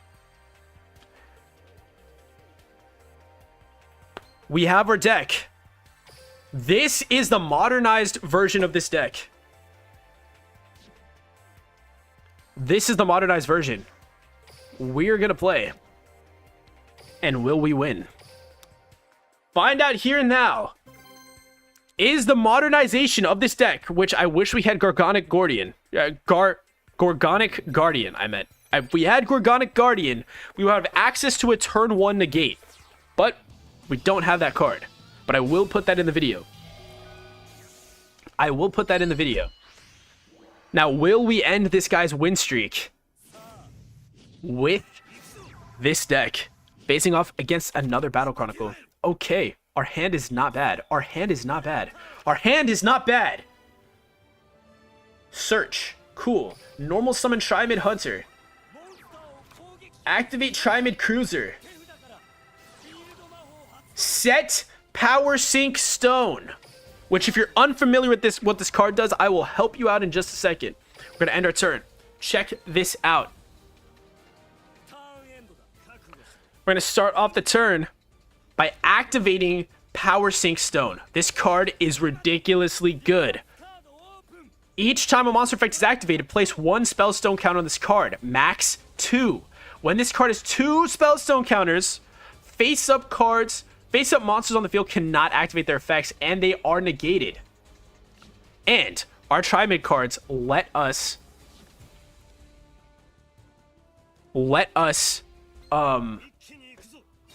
on their turn. This might sound crazy, but let's add Utopia so we can play. Oh, so we can play Lightning. You're right. You were actually correct. That would be crazy. That would be crazy. Having access to Utopia Lightning is guaranteed something we need to add. Let's go ahead and search our Trimid Sphinx. This is our boss monster. They can only activate one monster effect this turn.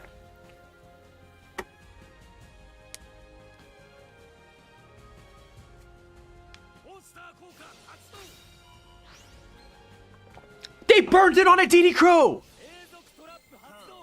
Okay. Well, they just didn't do anything else. Okay, that's fine. We're okay. So what does this do? You target one Trimid field spell in your grave. If you do, search one. Okay. You target one Trimid field spell in your grave. Send it to graveyard. If you do, activate. Okay.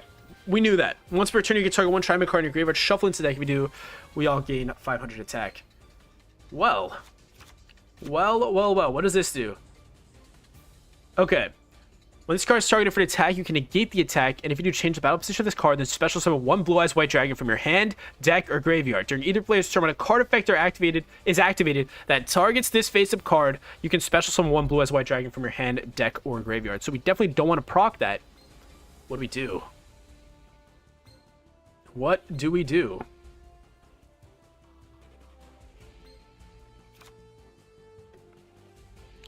You're not leaving until you see me win. Well, I will win right now. This will let us summon our Trimid Sphinx. Yeah, I think we do it. I think we do it. Yes, we summon out our Trimid Sphinx. In defense position, actually. And then we're going to normal summon our Trimid Dancer. Dancer will get dancing. We are going to shuffle our King Golem back into the deck. And we are then...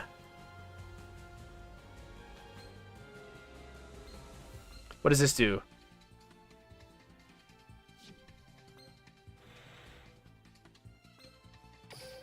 This is fine. We are going to summon out... What do we even summon here?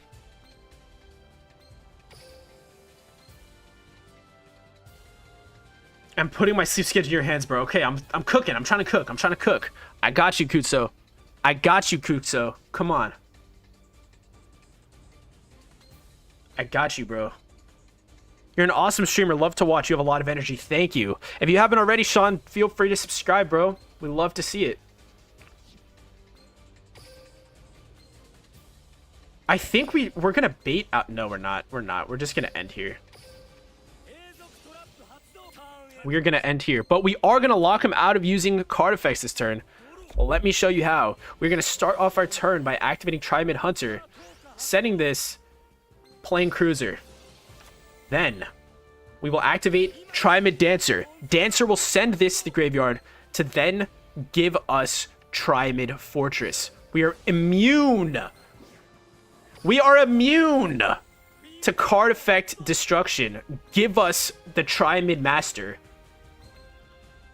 Appreciate you, man. Sean, I hope you're having a fantastic day. Thank you for subscribing to the channel. Hopefully, you'll continue to like... Whoa. Hopefully, you'll continue to like the content, man. Love having you in here, bro. All right. So, this is where we can start to cook. We're going to activate Dancer. Send the Fortress back to the deck.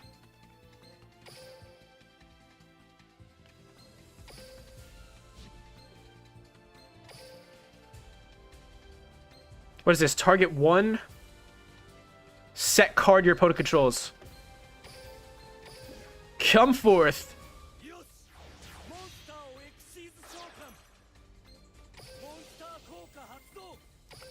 Get poppin'.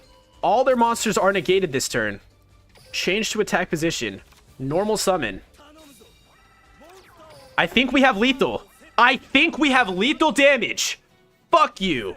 Attack. Imagine they have Kiteroid. No!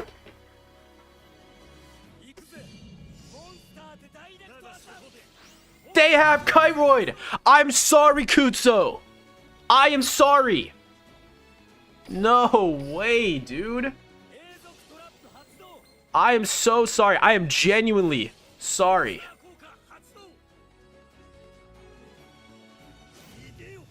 No, and here comes Dragon Spirit of White. Spirit of White. Banishing our Power Sync Stone. No way, man. No fucking way.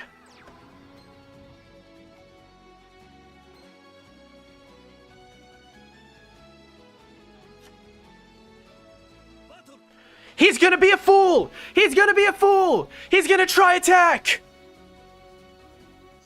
He's a fool!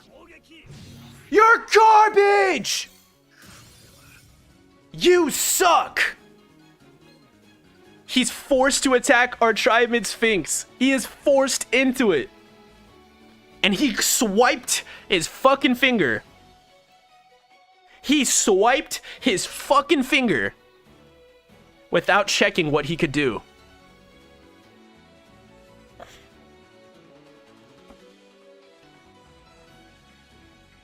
Kutso, you still have a chance to go to bed. Your sleep schedule is here. Classic Blue Eyes player.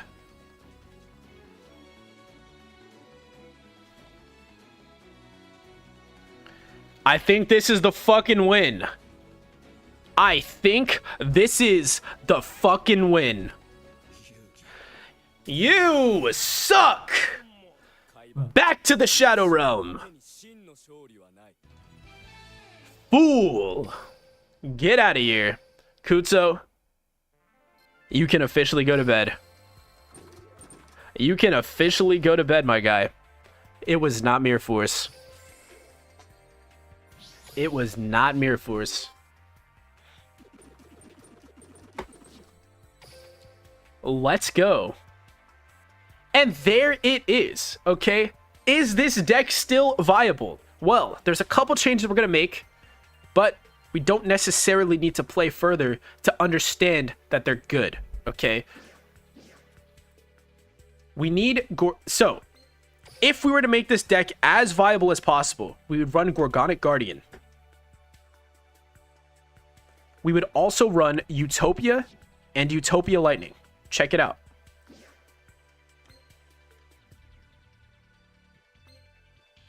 We would run Utopia as well as Utopia Lightning,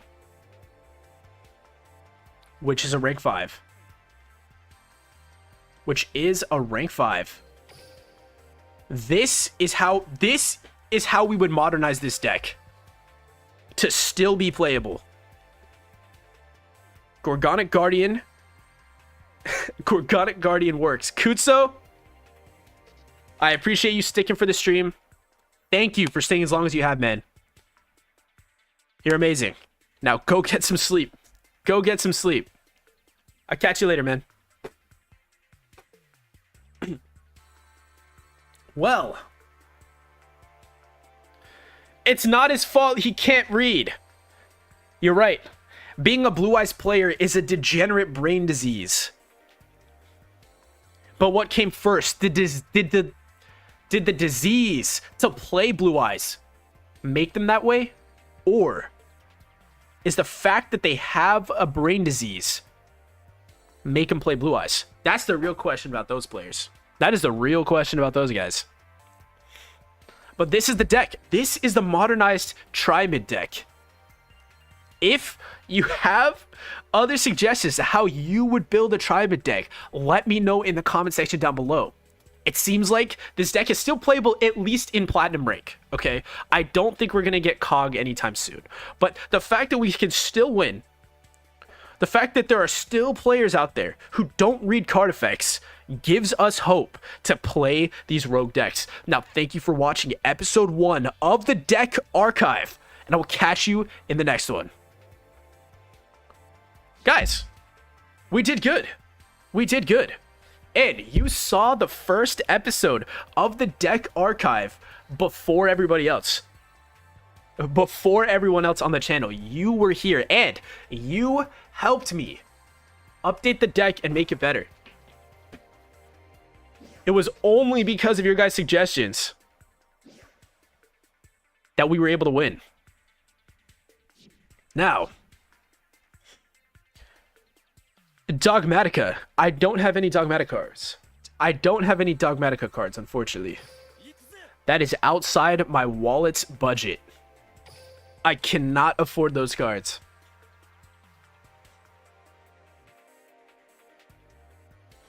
Well, now, let's play some speedroids. How does that sound? While we queue in, I'm gonna get some water. 1 second.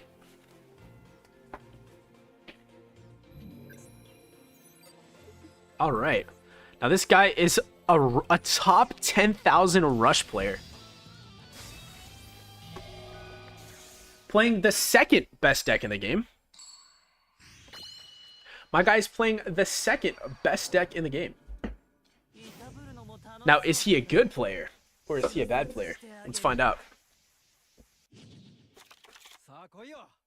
Well, our hand is interesting.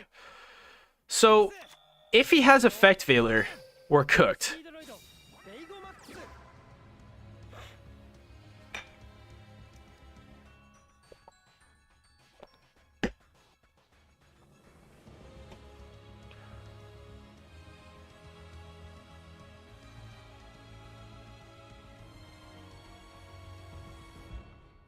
Yes, activate. Hey, we take those free wins. We take those free wins. We take them. We take them.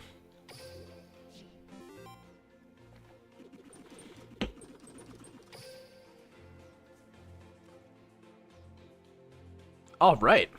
Let's run it back. Let's run it back.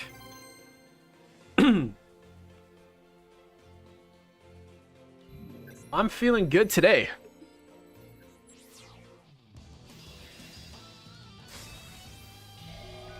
All right, we're facing off against Playmaker and AI.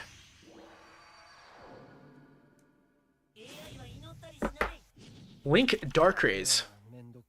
Wow, our hand couldn't have been worse. Oh, just kidding. We have Win, which will unbrick us. Yo, let's go, man. I think this could be a very successful hand, actually. We're going to activate Terratop to search our double yo-yo.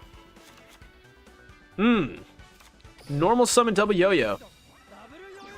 Double yo-yo will summon the Duke from our graveyard.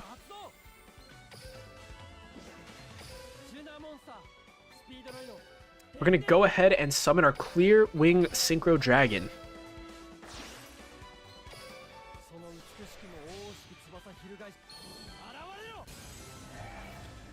Activate the skill to get our dice from the deck. You've seen it before and you'll see it today. Let's get our Crystal Wing Synchro Dragon. Boom. Come forth.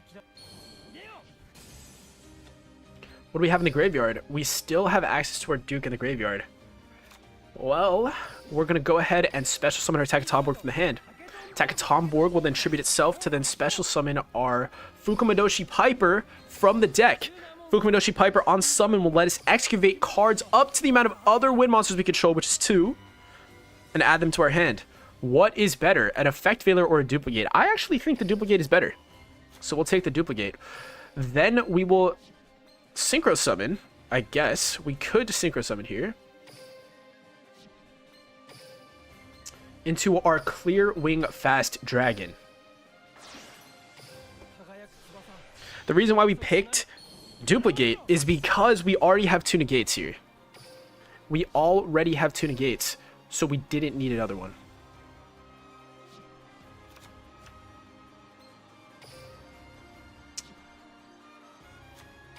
Now I think this is fairly good for what we're given. Let's go ahead and end our turn by setting the Duplicate. Now let's see what this guy's got.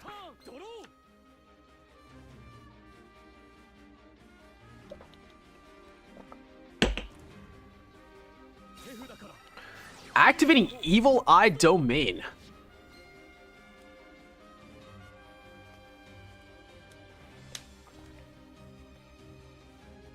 I think the duplicate was a good choice then.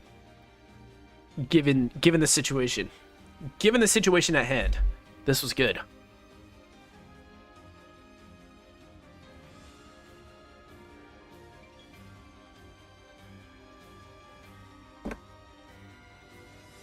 All right, we're going. We're searching this guy. Once this card is normal summon, you can add one Evil Eye monster, one Evil Eye card from your deck to your hand. If this card is equipped with whatever it does, that's crazy.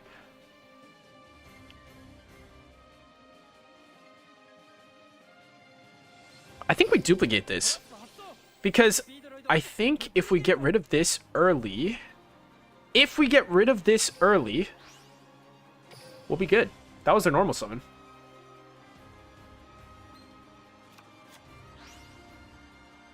That was their normal summon. Let's get rid of that early. They can no longer normal summon, and I'm pretty sure, if I recall correctly, yeah, that was the win. Let's go. Evil Eye's a cool deck. I like Evil Eye too. They were pretty good back in the day. It's good to see that they're still getting support, and I think they had a deck building box or a pickup box not too long ago. It's a cool archetype for sure.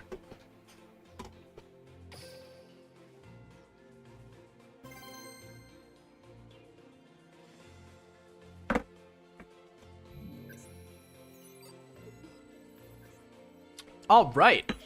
Now, this is a gamer. This is a gamer. We are facing off against heroes in Platinum rank. And we're both on a 3-win streak and on our rank up games. They're playing a tier 1/tier 0 meta deck. And we are playing Speedroids. Who will win?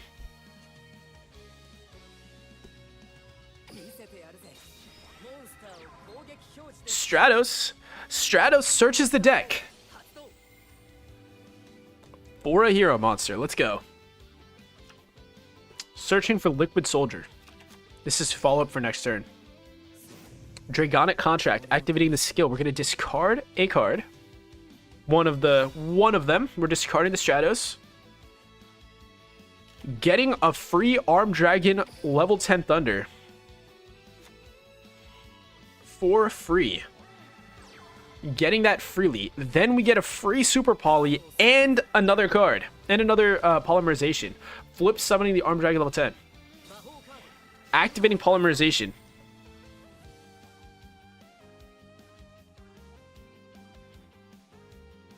Welcome to the stream, whoever just joined. Let me know in chat how your day's going. Sunrise Effect. On summon, we get a search for Miracle Fusion, and Liquid Soldier actually chain blocks this.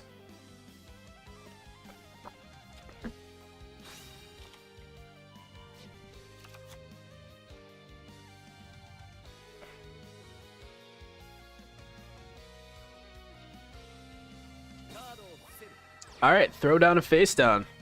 That is definitely this. I don't know which one is the Super Poly. I don't know. A Book of Eclipse. This card doesn't do anything against this deck. We're going to activate Win the Wind Chandler. Hitching the Denden Daikoduke. We now need to bait out this Super Poly. If we can successfully bait out the Super Poly, we can win the game. That's the only thing this deck does that's really impressive. Terratop on summon. We'll search our deck for Double Yo-Yo.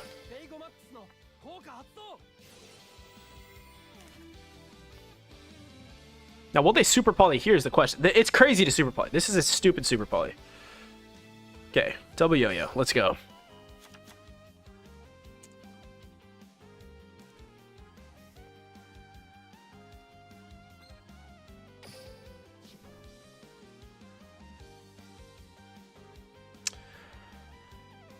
Now I think the play is to Takatomborg. I think the play is to Takatomborg. The play is to Takatomborg. We're going to Takatomborg. Takatomborg, let's go. Will this bait the Super Poly? No. Because the reason why we do this is because we want to get a Fukunoshi Piper and draw a card. That's what we're doing. That is what we're doing. Fuki, get Fuking. Draw us a card. Welcome to the stream. Fukumadoshi Piper draws a card. Now, if he super polys here, he's bad because we're going to +1 and we also have some other stuff. Okay, he is going to activate Arm Dragon level 10. That's fine. We're still going to draw a card. He should have popped the Terratop. We do get the Duke for next turn, I guess.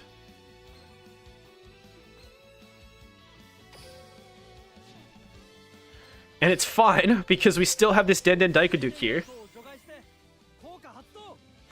We still have the Den Daikaduke here, and we're going to summon the Fukumadoshi Piper from the graveyard. We're not going to reveal any information from our hand. This is pretty much going to force the Super Poly. Yeah, we forced the Super Poly. Let's go. We got the Super Poly.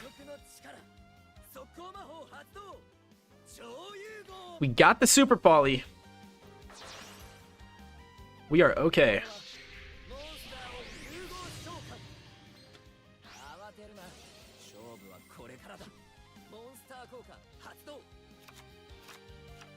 Now, we can activate our skill again. Sending our dice to the graveyard. Oh. Maybe we send Card Turbo, actually. Nope, we send dice. We're going to normal summon our double yo-yo. Double yo-yo on summon will special summon the dice from the graveyard.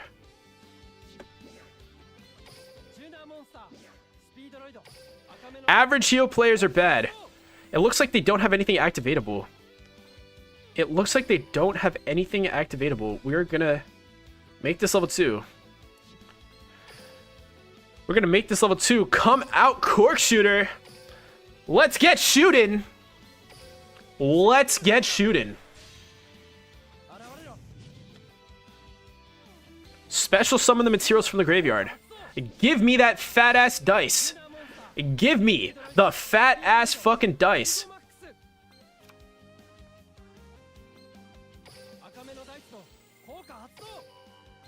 We are going to make you level 6.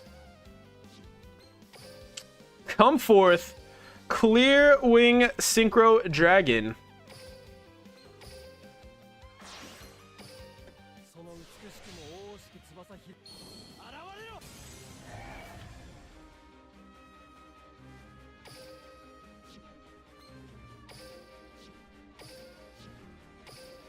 Let's go. Play dice.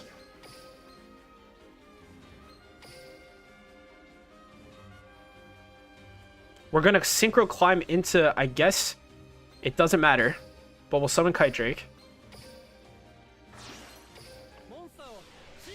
Come forth, Kite Drake. Negate everything. Come forth, Clear Wing Rider. Synchro summon.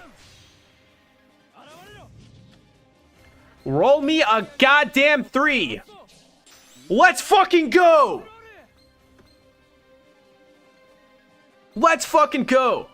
1, 2, 3. Yes. Get fucking poppin'. Get poppin'. Leave the duel. Exit the game. Alt F4. You just got outplayed. You suck. You swiped your credit card and you lost. Get out of here. Let's go. And that is how we play. Let's go, dude. Let's go.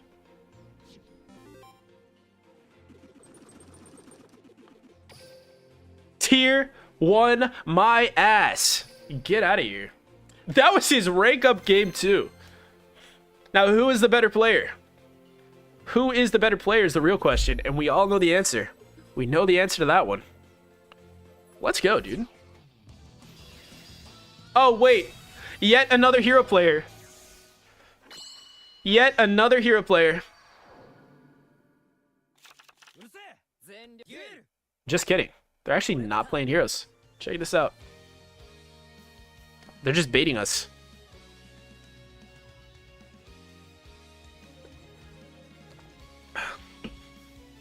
Hero player with the salt. They can fucking eat my ass.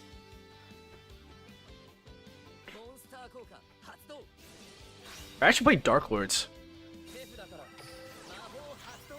We're actually playing Dark Lords. Magical Mallet. Let's just go neg 1. Let's go neg 1, guys. No. Oh, this is bad. Oh, this is bad. Oh, this is bad. This is the FTK. If it's not the fucking heroes, you know what it is? It's a fucking FTK. Wow. No way, dude.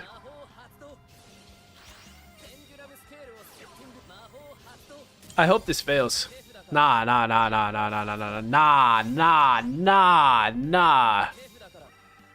Nah, thank you, Ferris. I appreciate you. I genuinely appreciate you. I don't know if this game is going to be as good as the last one. No.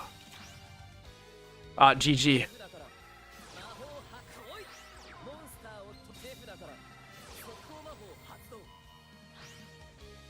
That's crazy.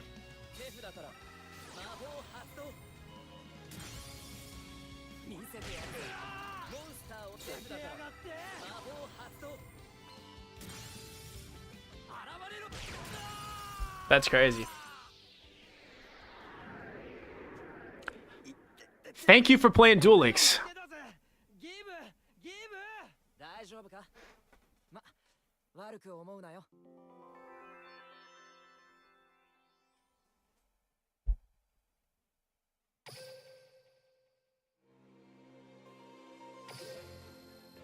Thank you for playing Yu-Gi-Oh! Duel Links.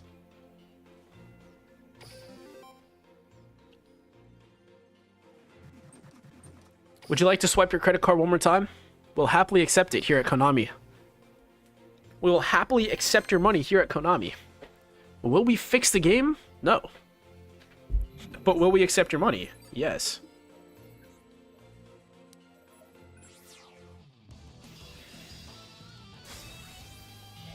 All right. Well, let's face a better deck. Nice.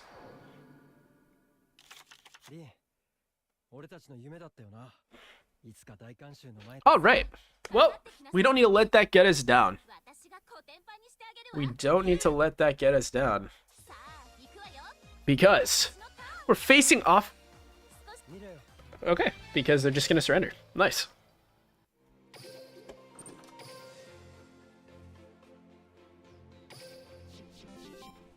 Nice. We love to see it. We love to see it. Run it back. Hey, for every FTK game you get another player that bricks and surrenders instantly, right?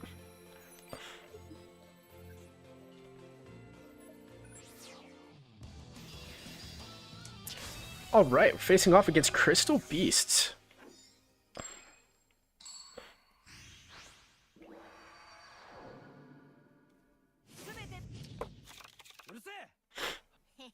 All right, let's go. Let's get gaming. They're going to normal summon Sapphire Pegasus, and we will negate that. I promise you, we will negate that. What did I say? What did I say? And you know what I'm going to do? Negate! Get out of here. I guarantee you, all these cards in his hand require a Crystal Beast in his back row. We will not let that happen. Get negated. Oh, shit. He's got a skill. Send 2 Crystal Beast cards. The real Rainbow Dragon user. That is correct. Then add 2 Crystal Beast Speller Traps from your deck to your hand. And send 2 Crystal Beast monsters from your deck to the graveyard. Cool. What do they add? Golden Rule. Place 2 Crystal Beast monsters from your deck into your Spell and Trap zone. Wow. Then special summon Crystal Beast monsters from your hand or graveyard with different names in those cards. Okay, well, they just have a card that, like, works. They just have a card that sets up everything anyway.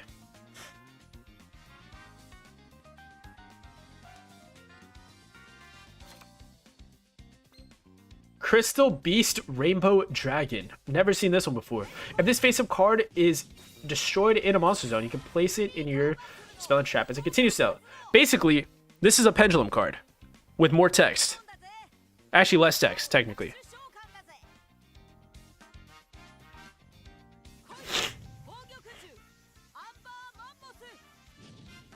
All right. Now we're gaming. Now we're truly gaming, right?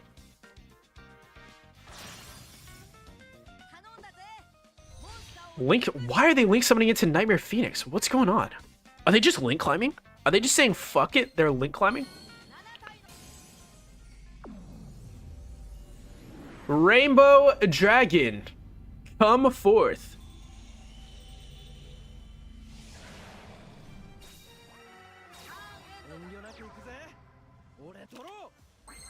Okay.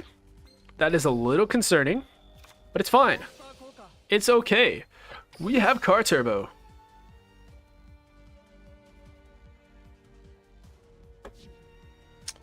Searching for Terratop. We'll just pretend that their back row isn't activatable, you know what I'm saying? Special summon the Terratop. Give me some good ass top.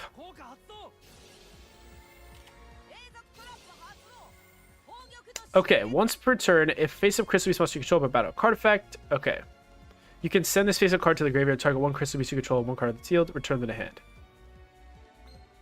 Oh, that's okay. Yeah. That is okay, man.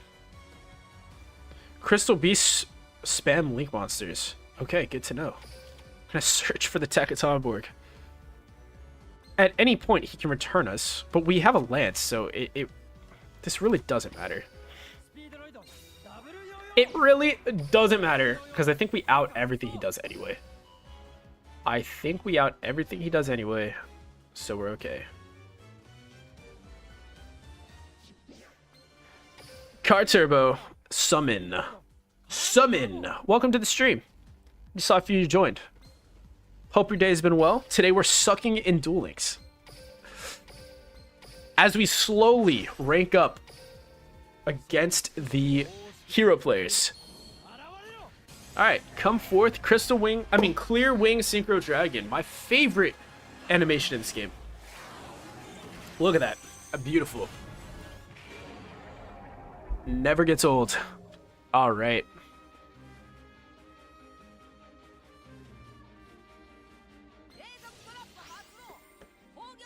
Alright, bro. That is a-okay with me. Return your own card to the hand because I do have a lance. Sorry, bro. You are cooked.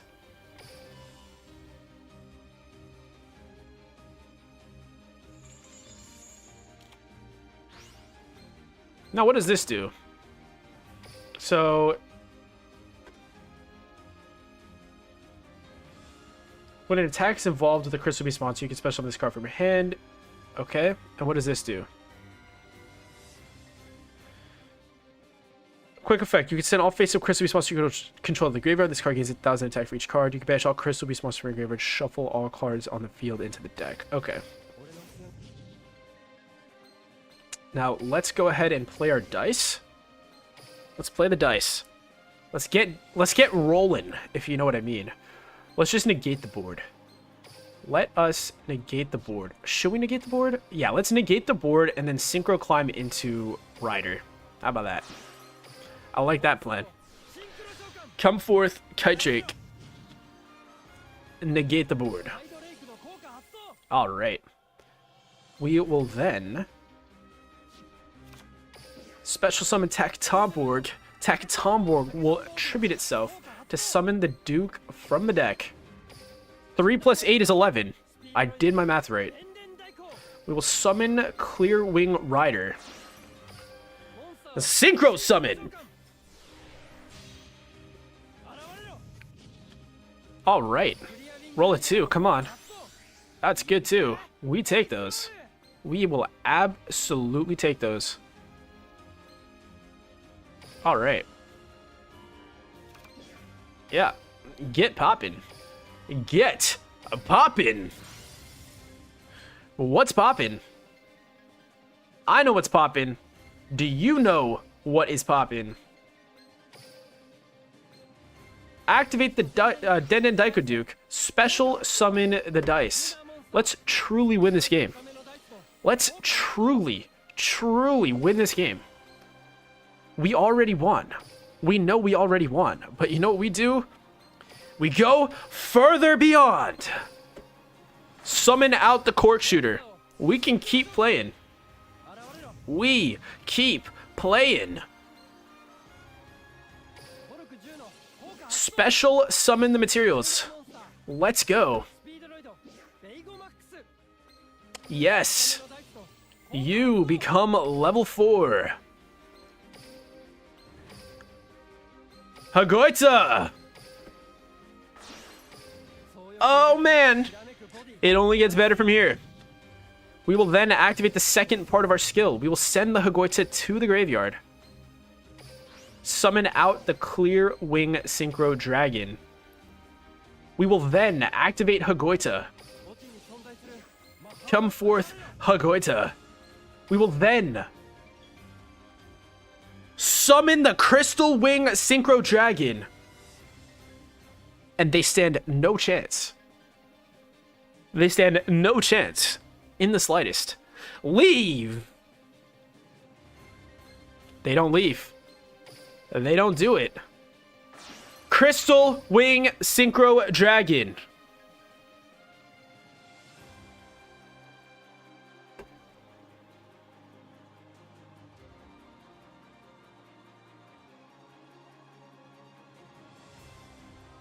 Come forth, Crystal Wing Synchro Dragon. They let it go through.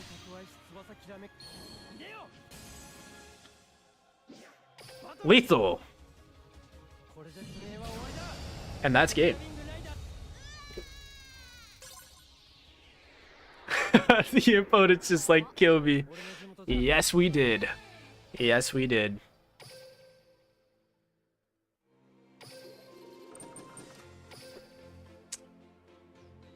All right. You know what? You know how I'm feeling right now? You know how I'm feeling, Moonman? I'm feeling like watching some YouTube. I'm feeling like watching some YouTube. There's a few videos that I wanted to watch with you guys. So, let's get that started. Let's get that started.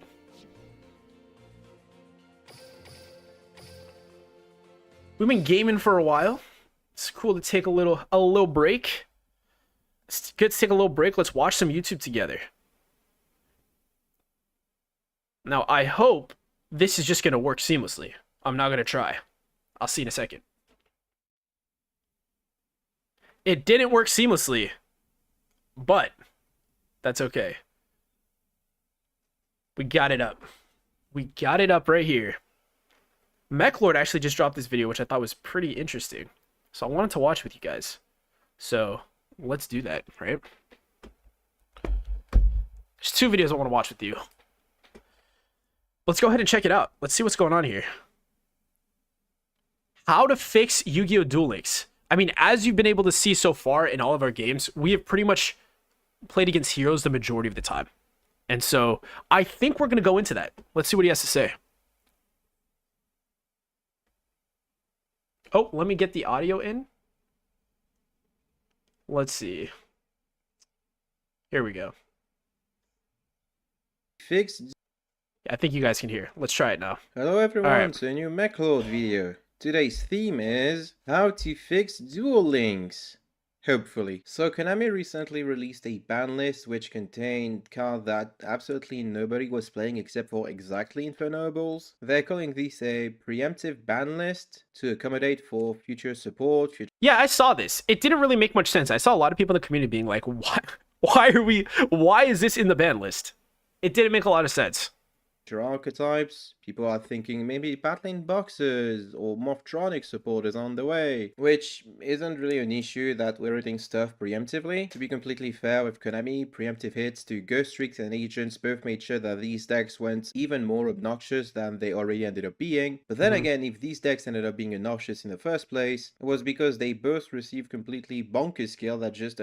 Yeah, are we going to talk about this? Like, think about this. From Konami's perspective, they are preemptively nerfing cards, putting cards on the ban list, when the real problem is the fact that these skills are existing in the first place? Like, why limit and ban cards ahead of time when we could just not print a broken skill?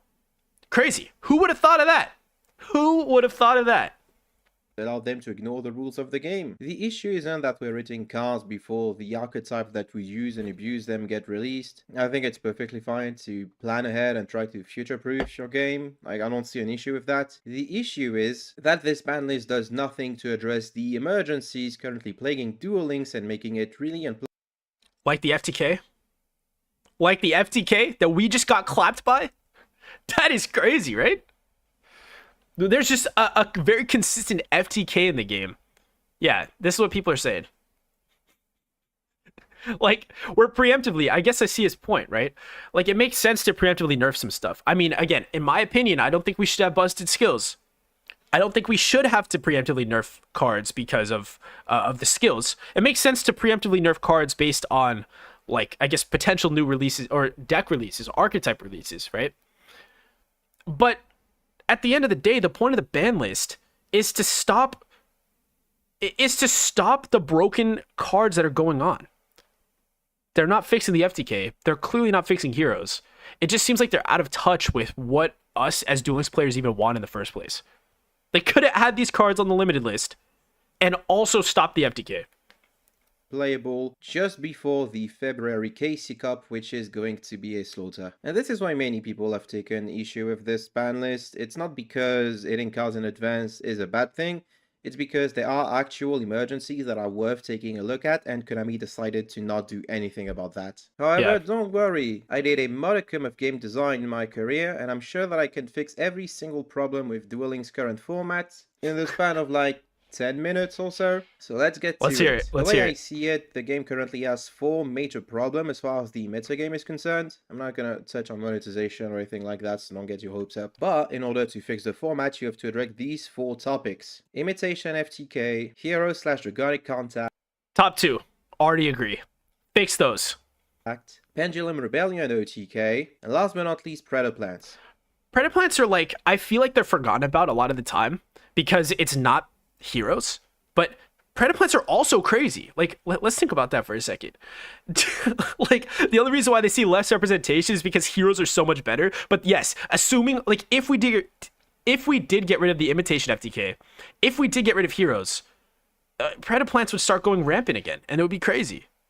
These are in order of priority what I think should be addressed in order to make this format much more enjoyable. Let's start with imitation FTK. What's the problem with imitation FTK? Well, the problem is that because Konami released a completely bonkers skill, we just get to enjoy playing against a super consistent FTK deck that existed beforehand and was not addressed. So much for preemptive hits, am I right? What are the solutions? I think there are 2 solutions that are both needed to address this issue. The first is to ban imitation. There's no going around it. Isn't imitation a free-to-play card anyway? Like, why do we need this card? Why does this need to be in the game?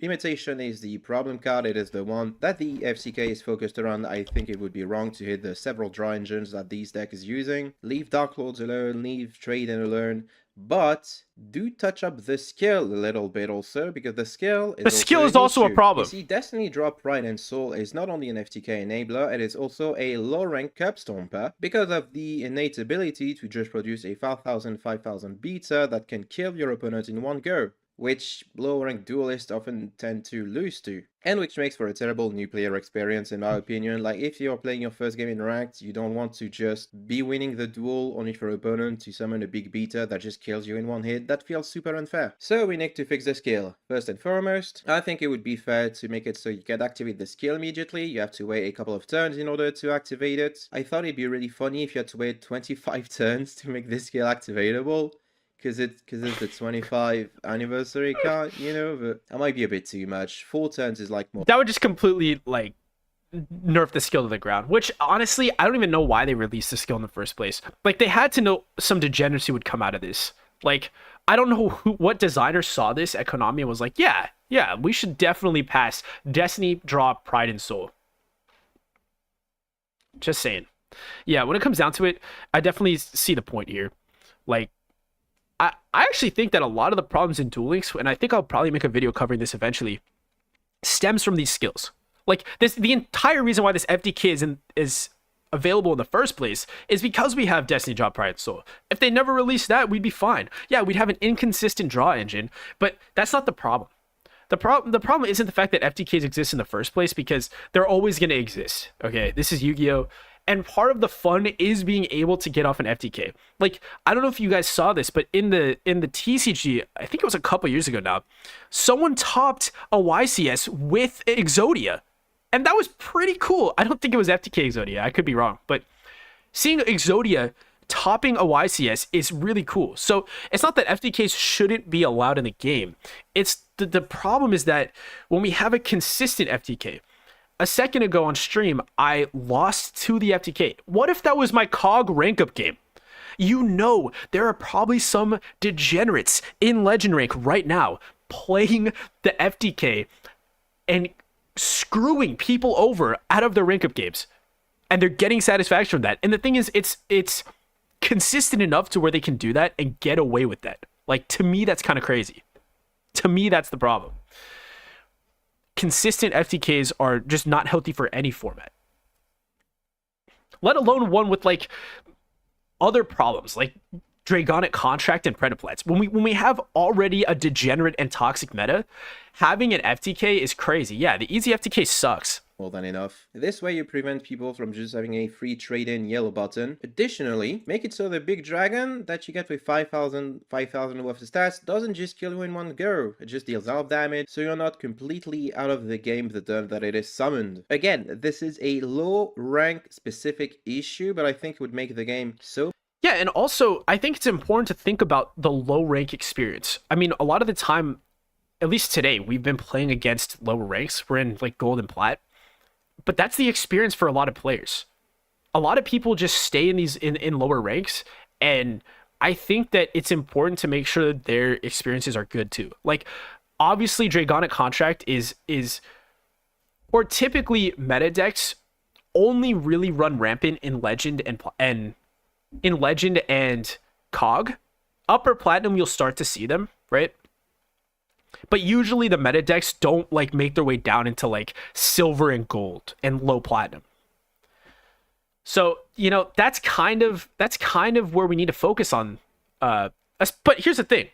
When we have decks like Dragonic Contract seeping their way into gold rank, that is how you know that's oppressive. But ignoring Dragonic Contract, it does make sense to not have this degenerate deck just destroying the lower ranks. Because I'm sure that even if you're not dying to Dragonic Contract right now, if you're dying to this, it doesn't feel any better. So much better if you just didn't die the turn that this thing was summoned for sure. Yeah, like you have to actually work to get the kill. Okay, let's move on to hero / Dragonic Contact, because let's be honest, Dragonic Contact is the issue. What's the problem? Oh, that's so funny. I've been pronouncing that wrong the entire time. I thought it was Dragonic Contract, not Dragonic Contact. But Contact makes more sense. Problem, you might ask? Well, the problem is that Hero is the clear best deck in the room. It is even better than previous best deck Predaplants. And at the click of a yellow button, you get both free resources to beat your opponent over with, and insanely powerful bolt breakers like Armed Dragon level 10, Super Polymerization of course, which is a very well designed and balanced card to begin with, which means that this deck not only beats you super... Yeah. Are we going to talk about that? Like, Super Poly is already good, but the fact that it's spell speed 4, meaning that your opponent cannot respond to your activation of Super Polymerization, that's already busted. Okay, that's already busted. And it's a good card, especially in the TCG. It's a good card. But giving that to you for free is so ridiculously stupid. I don't know how that got passed. I don't know how that got past their board meeting. Super quickly, but is also able to outgrind you because you just get so much free advantage. What are the solutions? I think first and foremost the scale should be addressed. The scale is the clear outlier. It says the biggest issue in... Without the skill, the deck is shit. Like, we're running Elemental Hero Neos and a bunch of other jumbled, just a jumbled mess of like,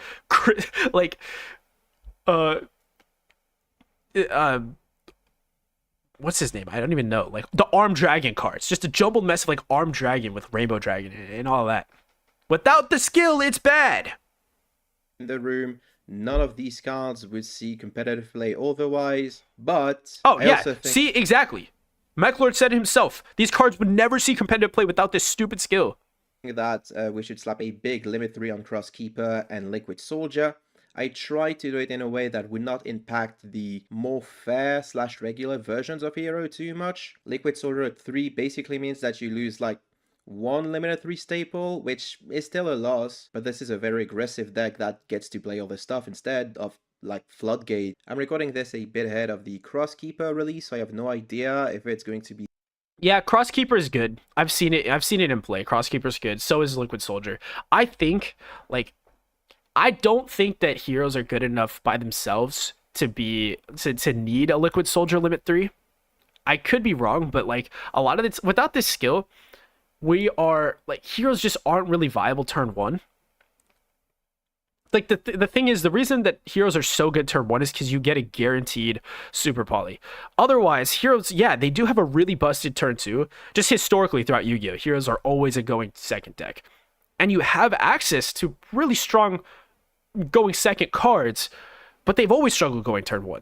And maybe we see going second decks become good, but I think this is heavy-handed, honestly. But that's just me. I'm also a hero lover, and I hate to see heroes getting plagued by this skill.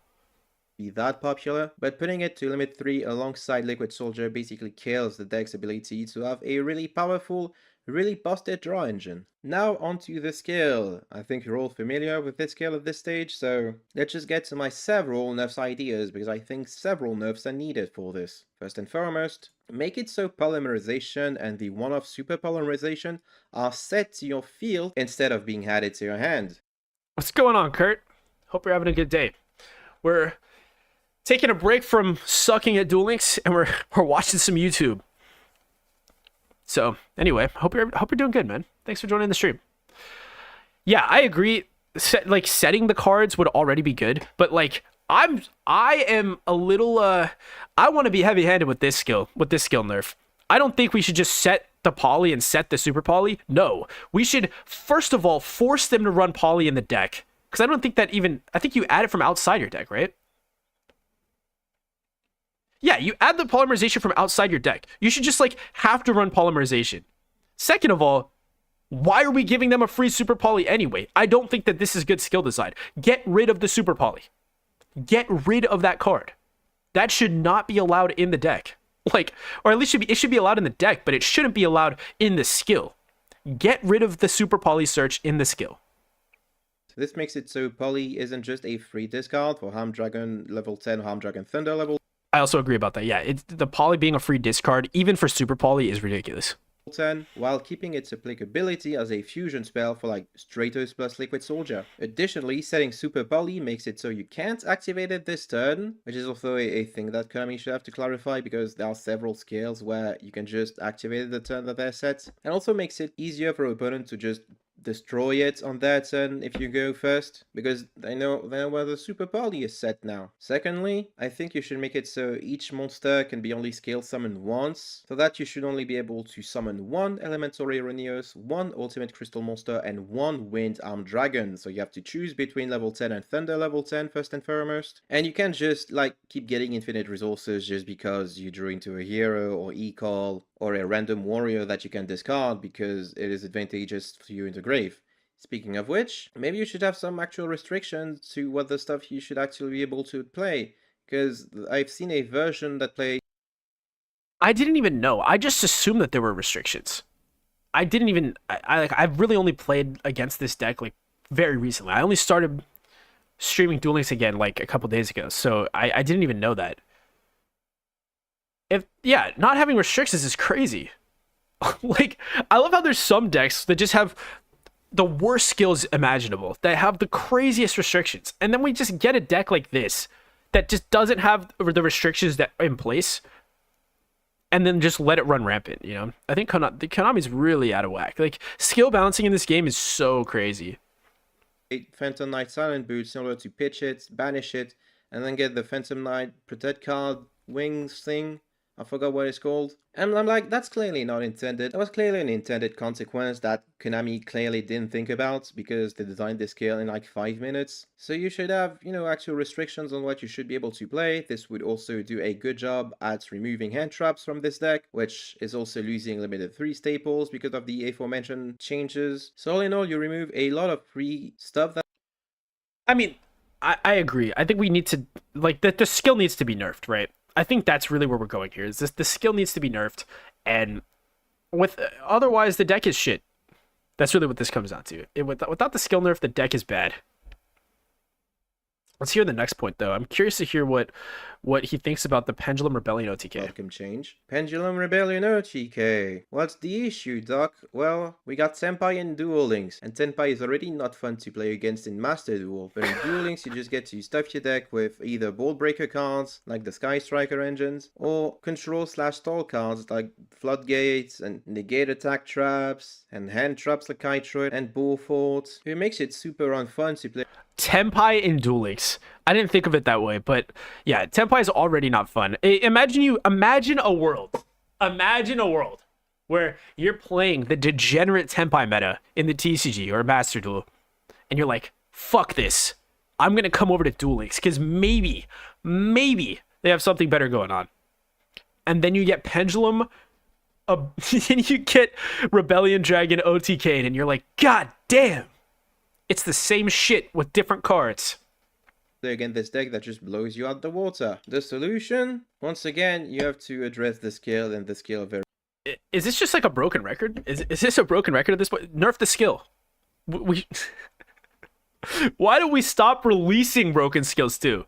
If it seems like the solution for all of the broken degeneracy in Duel Links is nerf the skills. Very specifically. I've mentioned it in the Phantom Knights video. By the way, if you haven't watched it, go give it a watch because I genuinely appreciate this deck. But the original design was probably meant to be something super cool and fair. Like, hey, isn't it super cool how Yuya and Yuto, if you match their decks together, you can play something really cool and creative? And I appreciate that vision. We also think we should make it so players adopt that vision by forcing them to run a minimum of 9 Odd-Eye / Pendulum Magician / Performer Power / Phantom Knights monsters instead of just like 3 Ball Forts and Sky Striker cards. Basically, the Sky Striker is pretty degenerate. I see it. I see the vision.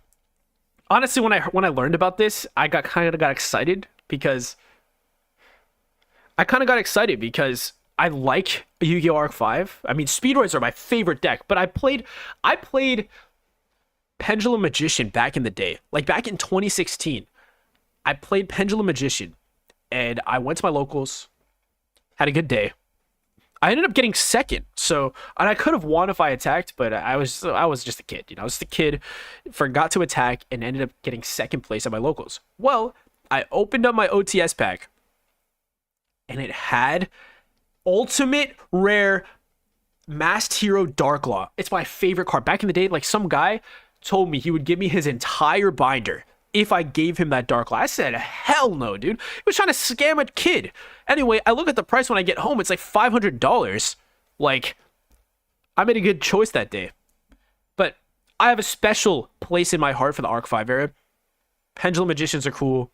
I love Phantom Knights. I love Speedroids. So seeing a deck in Duel Links that kind of merges those two, especially because in the anime, Yuto and Yuya fuse. So it would make sense that their decks can also fuse. So I see it. But Sky Strikers are degenerate. For just doing this for a degenerate OTK, that is crazy. But yeah, I agree with you, Moonman. The old skills were good. Back when we had Beatdown. Beatdown used to be a broken skill. They had to nerf Beatdown or Balance. They had to nerf Balance. They had to nerf those skills. Yeah, Arc 5 is great. It's good to see you, RH. Shinobi. you should be forced Thanks to for play commenting. this deck Thanks for commenting. Showing your support. Appreciate you. the way Konami originally intended when they designed this skill in also 5 minutes. And last but not least, Predator Plants. What's the problem with Predator Plants? Well, it's a deck that can just click yellow button, get a bunch of... I thought we would have fixed this by now. Isn't it crazy that you could yellow button game and get a kaiju?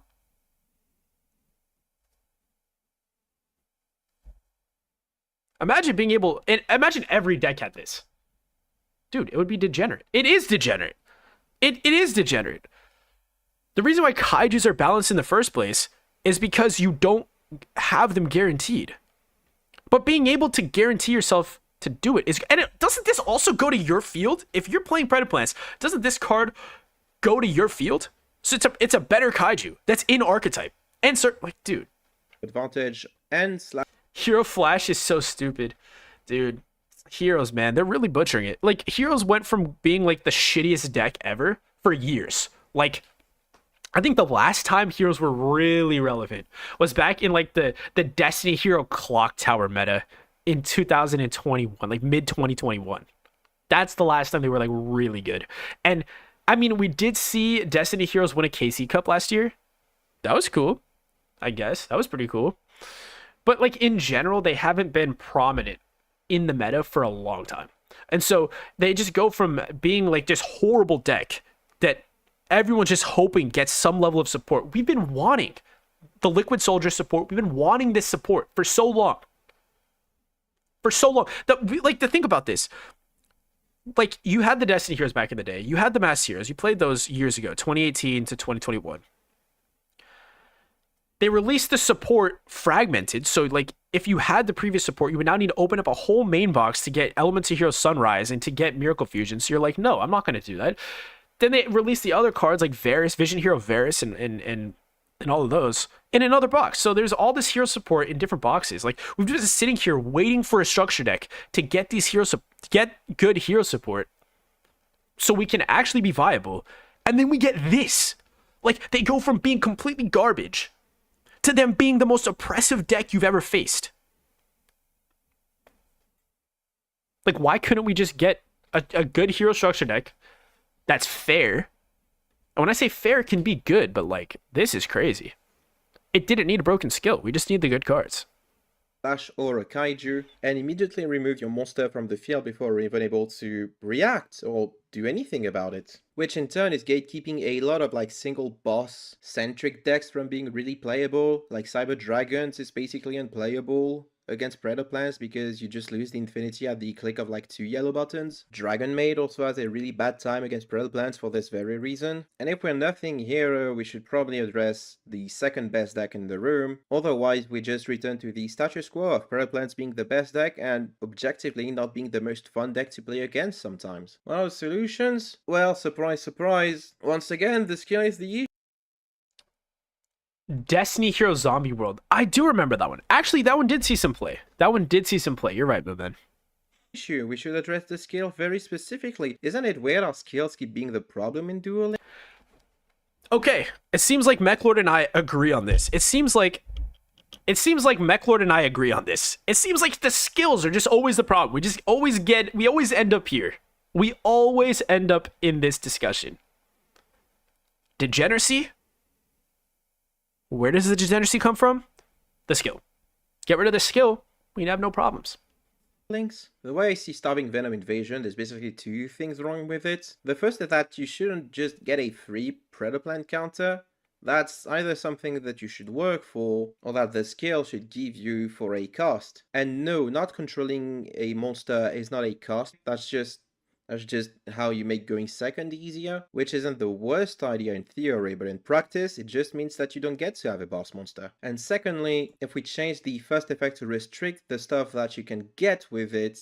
Yeah, some of these skills are so ridiculous. Like, I think it just comes down to, we don't even need to watch the rest of this. We just know. It just nerf the skill, man. Some of these skills are so crazy.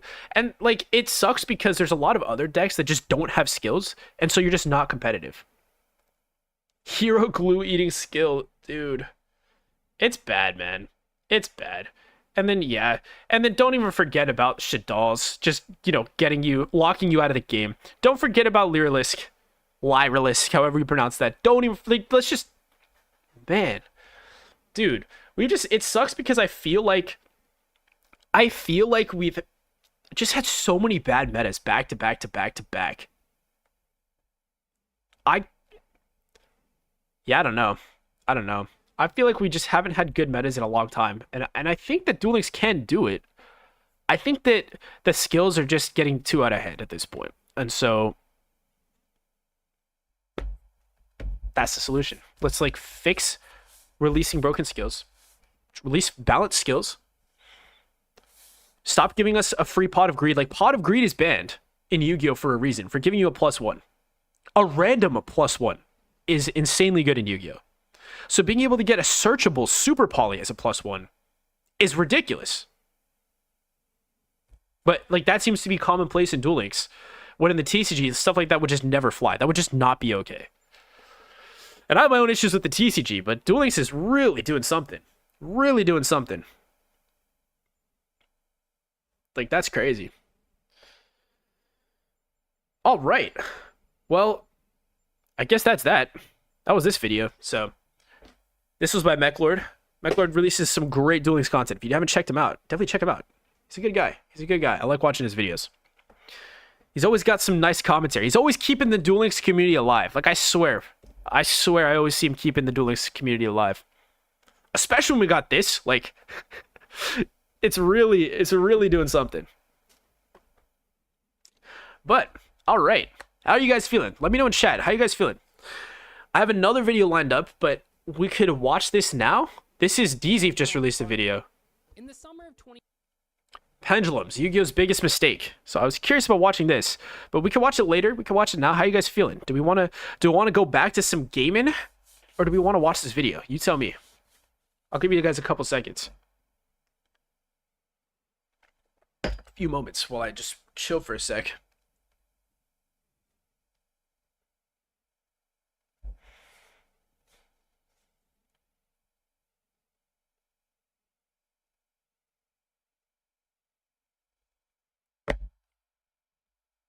How are we feeling? Do we want to learn about pendulums and how they were Yu-Gi-Oh's biggest mistake? I've been waiting, by the way, to watch this video. I was going to watch this video on my own time, but I figured that I would show you on stream because I'm sure DZ's always got some good commentary on Yu-Gi-Oh!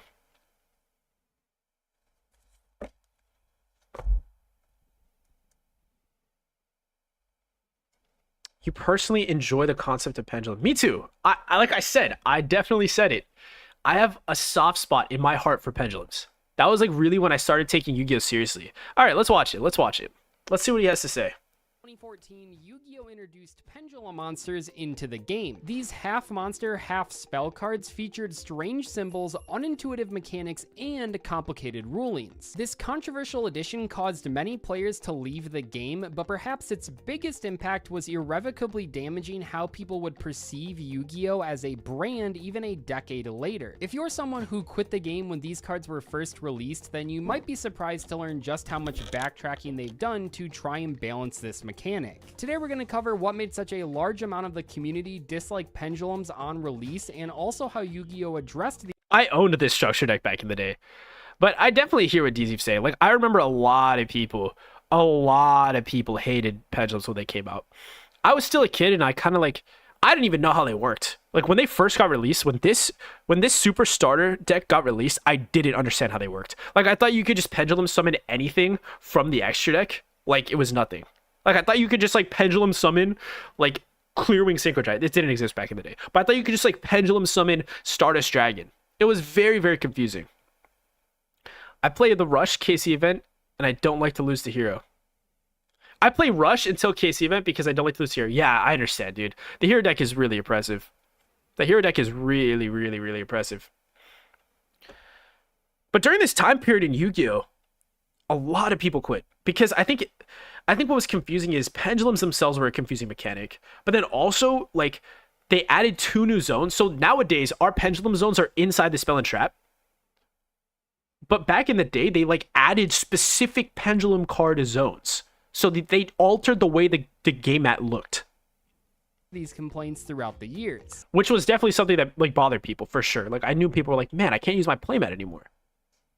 First impressions are important, especially with new mechanics, so let's start by talking about how pendulum cards look. If we think back to Synchro monsters when those were released, they basically looked like normal cards, except they had a new color. Xyz monsters brought another new color to the game, and the stars moved to the left side of the card. Pendulums looked alien by comparison. These guys look crazy. Quite monsters or spells, they were somewhere in between. They had two different— Yeah, it's a whole nother layer.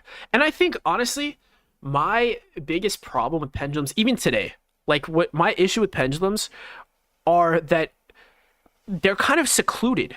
Like, it kind of gets to a point where pendulums become good card pendulum deck. There's not a lot of different strategies that utilize the pendulum mechanic. Like, one deck that I really liked in Duel Links was, and I'm sure that it played a similar way in the TCG, but it was Luna Lights. Luna Lights utilized their pendulum cards in a way in their combo lines that made sense. They didn't pendulum summon, but they used their pendulum effect here to actually generate them advantage. And I thought that was cool. We're utilizing the pendulum mechanic. And I think that's a good direction for pendulums. Not just creating a good card pendulum deck. A lot of the time now we just look for pendulum support, not necessarily archetypal support that run pendulums. You know what I mean? Like, I think it would be cool to get like more Speedroid pendulums. Speedroids have Speedroid Marble Machine, which is a pendulum card, but I think that's a bad use of a pendulum. Like, it has no utility as a pendulum card, and it's just a pendulum to be a pendulum. I think that pendulums we could get good cards for archetypes that are pendulum cards and utilize the mechanic. But I think Konami just hates pendulums. That's my conclusion there. Affect text boxes, and they had scales. It was all very overwhelming for current players. Furthermore, to accommodate for these cards, they added 2 new pendulum zones to the field, which was the first time that the layout had ever changed. Yeah, that's what I'm saying. Like, people definitely got mad about this. To make room for the pendulum zones, they pushed the field zone and graveyard up and moved the extra and main deck down. This was a frustrating change, not only because it looked bad, but also it made playing on older mats difficult because they no longer had the correct zones. Looks weren't the only problem though. Pendulum summoning just in general was way too complicated. Here's how pendulum summoning worked when it was first introduced into the game. You'd place 2 pendulums into the pendulum zones to set up your scales. Then, once per turn, you were able to special summon monsters whose levels were between those 2 scales from your hand or face-up extra deck. Now, you might be wondering, what is a face-up extra deck? Because prior to the release of pendulums, the extra deck had always been face down. If a pendulum card leaves the field and it would have gone to the graveyard, it instead goes to your extra deck face up. The face up portion of your Yeah, see, this is what you were saying, Shinobi. This is a whole nother layer of complexity. The concept of a face-up extra deck didn't exist before pendulums. So on top of changing the board, we're also learning about this face-up extra deck. And it gets confusing because when a pendulum monster is detached as an Xyz material, it goes to the graveyard. But if it's used for a synchro summon, it goes to the extra deck. It was a confusing mechanic. Your extra deck was essentially a toolbox of monsters that you could special summon every single turn as long as you had the correct scales. At its best, pendulum summoning let you special... Yeah, this was different. Back in the day, there was no limit to how many pendulum monsters you could summon from your extra deck. We didn't have the extra deck monster zones up here. You could just, like, if you had 0 monsters on your board and you had 5 face-up pendulum monsters in your extra deck that you could pendulum summon, you could just summon them all. Every turn. Like, I'm sure that DZF is going to go into this, but that's why links were created in the first place, was to really, really nerf pendulums. They nerfed other things too, but pendulums were the big culprit here. Summon 5 monsters for free every single turn. For many players, pendulum summoning perfectly encapsulated everything wrong with Yu-Gi-Oh! The cards were confusing and had too much text. The rulings were difficult to understand for old and new players alike. And of course, special summoning 5 monsters for free every turn sounded terrifying. The problem was only amplified when they started to bring in pendulum extra deck monsters. These fusion, synchro, and Xyz pendulums start in your extra deck face down, and then after you summon them normally, they go to the extra deck face up. To be honest with you, I don't know why. I don't know why Clearing Fast Dragon is a face up or is a pendulum synchro monster. It doesn't really do anything for the deck. It doesn't really add to it. I think it's just there for complexity. That's my kind of problem with these. I think it would have been cool. I think this is a cool concept that they could have designed better. when they leave the field. Admittedly, these are some of the most mechanically weird cards in the entire game. Luckily, they haven't printed too many of these cards, and the vast majority of them have never seen competitive use. Regardless, these cards are an easy scapegoat for many players' frustrations. I've yet to see a Nirvana High Paladin summoned at a real tournament. Everyone complains about this card. Everyone who says, I hate pendulums, they always bring up Nirvana High Paladin. They always bring this card up. It's the most commonly cited card to why pendulums suck. And it's never good. Yeah, you're right. I mean, it looks cool. I think it looks cool. I also like how pendulums have a bigger card art. I think that that's really cool. I like the bigger card art. I like the way they look. But, you know, I definitely understand looking at this card and being like, I don't know what's going on. I don't know what is going on, right? Like, that is, I understand why this could look daunting. But I also think that this card was trash and nobody actually ever played it, yet still the most cited reason why pendulums are horrible. Just because it has a lot of text. But it sure makes for a good thumbnail monster if you want to get players mad. All of the Exactly. It's just a thumbnail monster to make people upset. It's just rage bait. This Nirvana High Paladin is literally rage bait.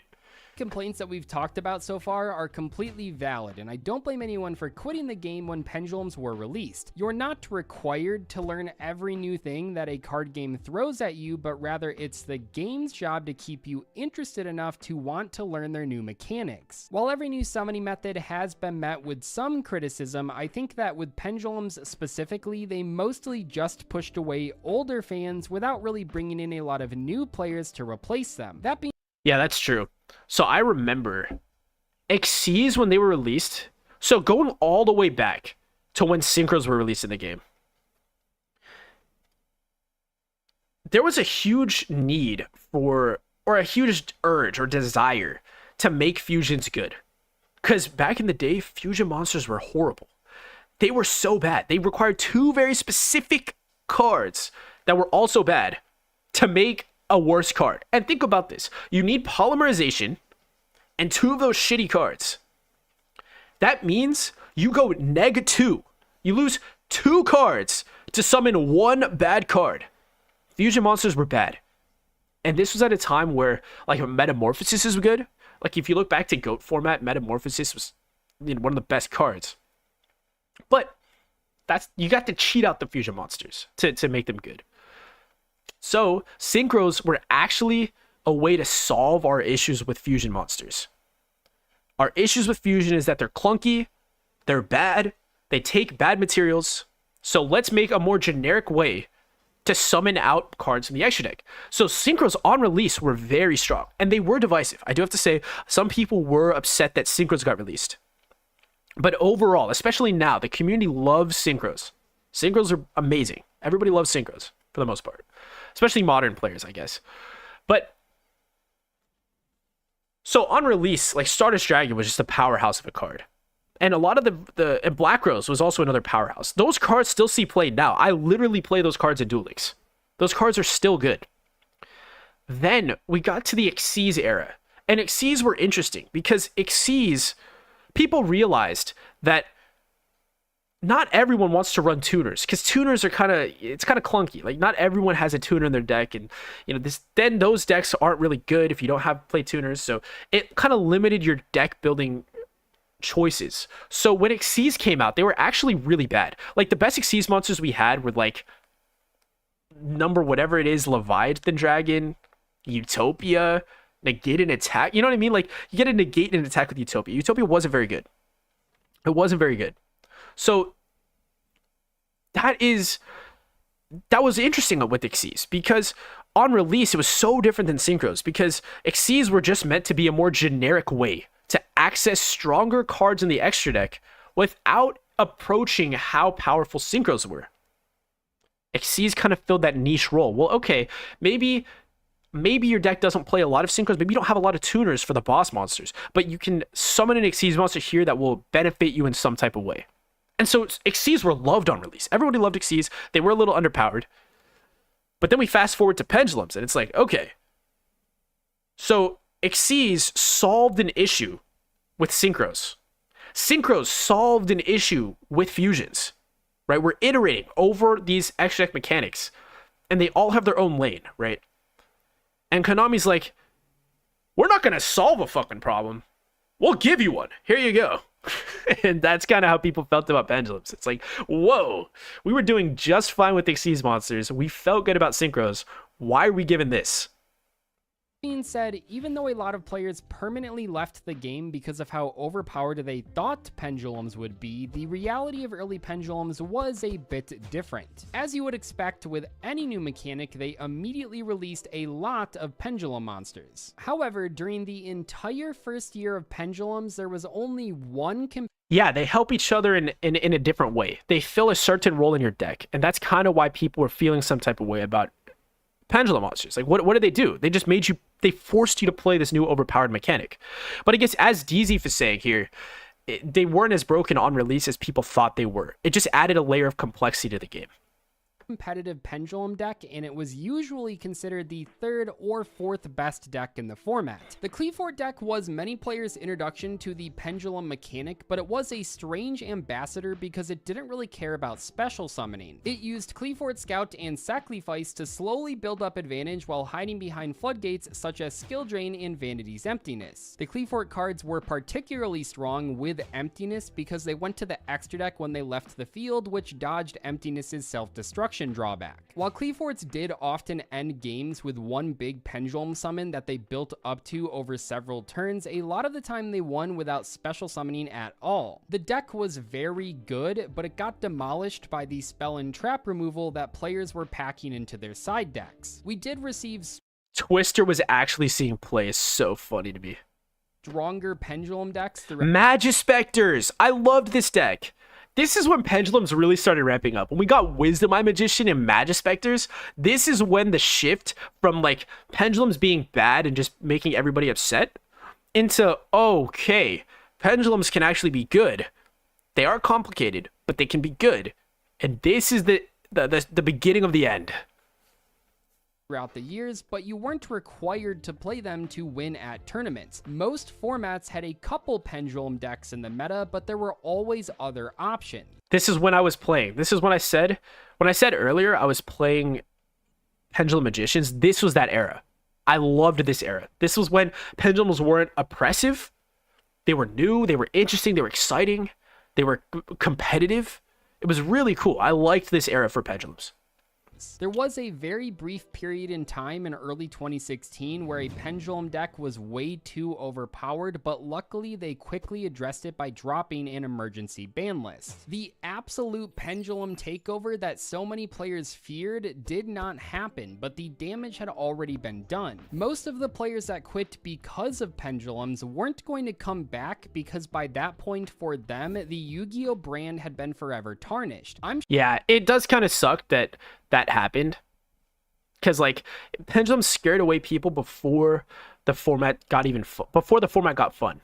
Sure, there's people watching this video right now that didn't realize how unpopular pendulums were at events after their release. And it's not their fault, of course, because why would they keep up with tournament results for a game that they already quit? We'll never know for sure, but I would imagine that behind closed doors, the designers were frantically trying to figure out a solution to the pendulum problem. Unfortunately, though, it's not like someone could just snap their fingers and remove pendulums from the game entirely because the mechanic was tied to the anime. That being said, it's clear that somebody in charge noticed how the players reacted to pendulums, and in 2017, everything changed. The reign of the full power... No, this is it.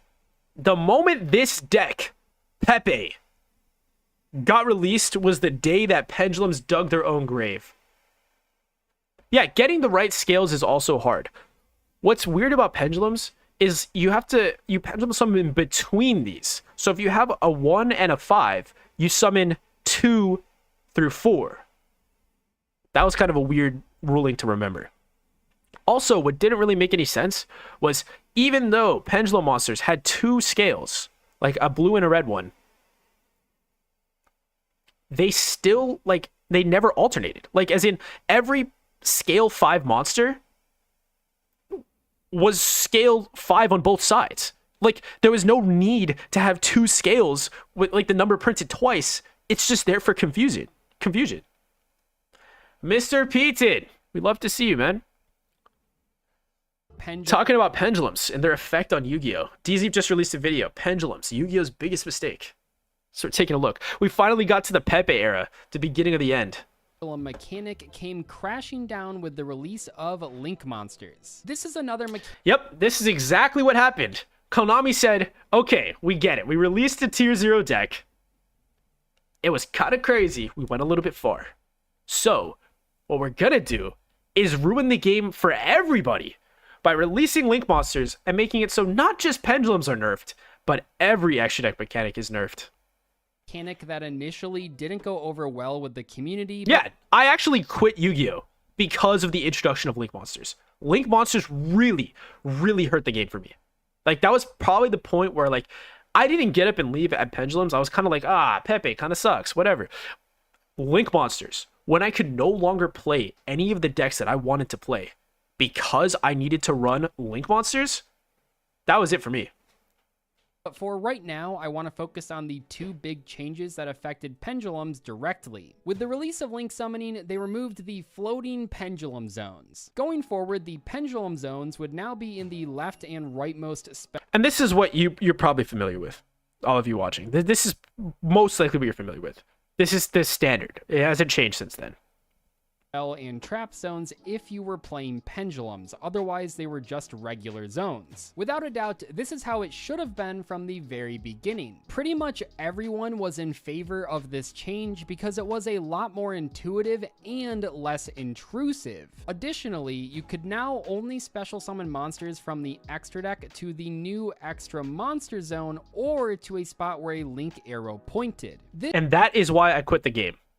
Yes, I agree. Mr. Peaton, I agree that the game improved because of this change. But the fact that you could only summon one extra deck monster to this zone unless you had a link monster pointing to a zone you could summon extra deck monsters to really hurt the game for me. I think it was a good nerf to pendulums. It was a very good nerf to pendulums. But hitting every other summoning mechanic didn't make sense, especially because there weren't any good link monsters released anyway at the beginning. So it was kind of weird. Like, they nerfed every summoning mechanic and then gave us link monsters, and link monsters weren't even good. Like, they were worse than the Xyz monsters when Xyz monsters got released. This greatly restricted pendulum summoning, and it essentially deleted the issue of pendulum summoning 5 monsters every turn for free. Competitive pendulum decks still existed even after these changes were implemented, but their most broken mechanics had been significantly dialed back. Generally speaking, people were happy with the new restrictions on pendulums. However, players didn't like that these summoning restrictions also affected fusion, synchro, and Xyz monsters. That's Konami being tone deaf. That's Konami being tone deaf right there. Yes, 100%. That is exactly what pissed me off so much about Master Rule 4. I hated this. This was like, I don't know who thought this was a good idea. Most of the time, releasing a new mechanic was a way to solve a problem, which this did solve the pendulum problem, but it introduced a new problem that made people hate the game again. Like, in terms of Yu-Gi-Oh! Losing popularity, like, these two Master Rules really, really damaged the community and damaged people's perception on Yu-Gi-Oh! A few years later, near the end of 2021, they once again updated the rules. Master Rules 2020. This is when I got back into the game. And this is what we play by now, right? This is what we play by now. This got me back into I think this Master Rule single-handedly, like, was the best change to Yu-Gi-Oh! Ever. After two of the worst changes to Yu-Gi-Oh! Ever. This was the best one. Listen to what it does. DZ, I'm sure, will explain it. And this time they lifted the restrictions for fusion, synchro, and Xyz monsters, but not pendulums or links. By that point, players had already theorized that link summoning was specifically designed to restrict pendulums, and this change They were. That was not a conspiracy theory. That is 100% what they were meant for. all but confirmed it. That was a while ago though, so let's talk about the state of pendulums today. It's been years since a dedicated pendulum deck was a consistent meta threat, and it's been even longer since one was considered the best deck of a format. New pendulum archetypes do pop up from time to time, but most of them have been rogue options at best. Many of the recently released successful pendulum cards have been included in decks that don't really play a lot of other pendulums. Which is what I think is good, actually. I think that is a good change. Now, I wish that the pendulum mechanic was used more often, but I do like when we see things like Luna Lights, as I mentioned earlier, get pendulum cards that are useful in the pendulum zone and in the monster zone. I think that's cool. I think that's cool, honestly. For example, Super Heavy Samurai Wakaushi is a strong combo enabler that can be splashed into a variety of strategies, but usually it's one of only 2 pendulums in the decks that run it. Similarly, the Melodious archetype received 2 pendulum monsters that helped transform the deck into a tournament-topping option, but those are the only 2 pendulums in the entire theme. The vast majority of newer sets support the theory that they want us to erase pendulums from our memory. I disagree with this. I think that pendulums are actually a cool mechanic. I think pendulum cards are cool. I liked Yu-Gi-Oh! During then, and I don't like how Konami's just like, well, let's just forget that we released pendulums and move on with their lives. You know, I think that that's kind of lame, especially because they do exist and they have a dedicated fan base. As complicated and confusing as it is for a lot of us, like it does have a dedicated fan base. They do provide value to the game. I think that there is creative space to work, or creative design space where they can work and make them more interesting. They just decide not to because they think they messed up like ridiculously hard. Completely. Infinite Forbidden only featured 2 pendulums in the entire set, and Rage of the Abyss only had 1. The Quarter Century Bonanza reprint set, which had almost 3... This is the best set Yu-Gi-Oh's ever printed. It has so many Edison cards, like, and I've been really lucky. Like, I buy these semi-regularly, and I pulled a lot of QCRs from the set. I always feel good buying this set. 100 cards in it included 0 pendulum cards. A lot of players... Yikes, I didn't know that. Maybe that's why I've been enjoying the pull so much.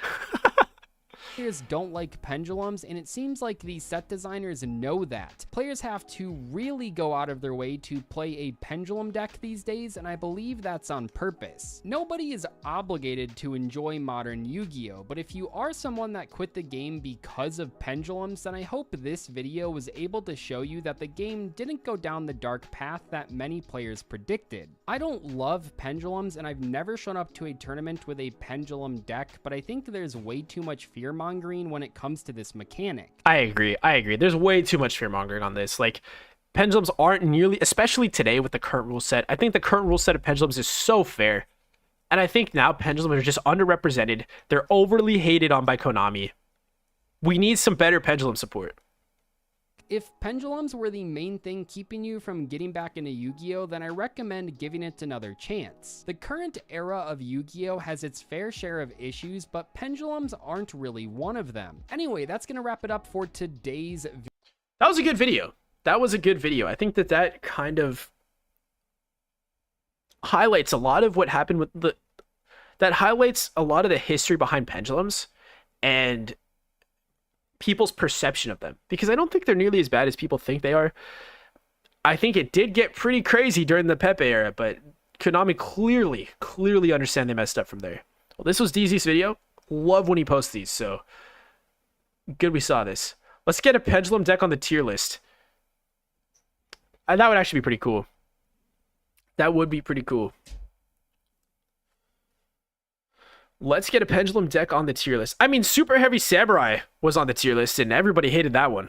So I don't know. I think they should get it on the tier list. I think they could release better pendulum support. If it's on the tier list like Super Heavy Samurai and it's like tier 1 and like the craziest combo deck ever, I think people would be upset. But maybe we'll see some new support. Hopefully. All right, everybody. How are we doing? Guys? How are we doing? Are we going to go back to playing Duel Links? What's the strat here? I mean, I'm feeling pretty good about where we're at right now. I can play a little bit longer. How long have you been streaming? I've been streaming for 3 hours. We've been streaming for 3 hours.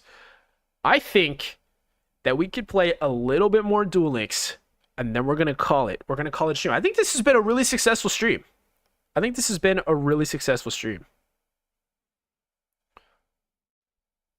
It's good to see a lot of the new faces here.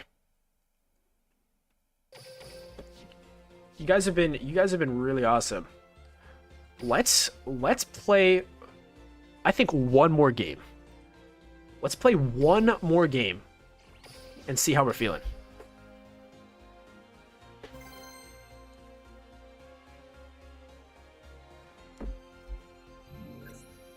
Alrighty.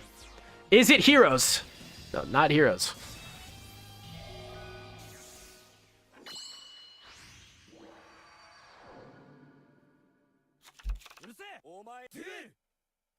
Alright. We're gonna start off our turn by special summoning Terratop. Terratop on summon. We're searching our deck for double yo-yo. Alright. Now what do we got here? Let's get drawn. Imagine we draw Win the Wind Channeler. Imagine. We activate Hekatomborg. Summon into Fukumadoshi Piper. Excavate a win. Pendulums are a cool way to give flavor to a deck. That is true. I agree. Alright, well, we got Duplicate. Duplicate's pretty cool. We'll accept that.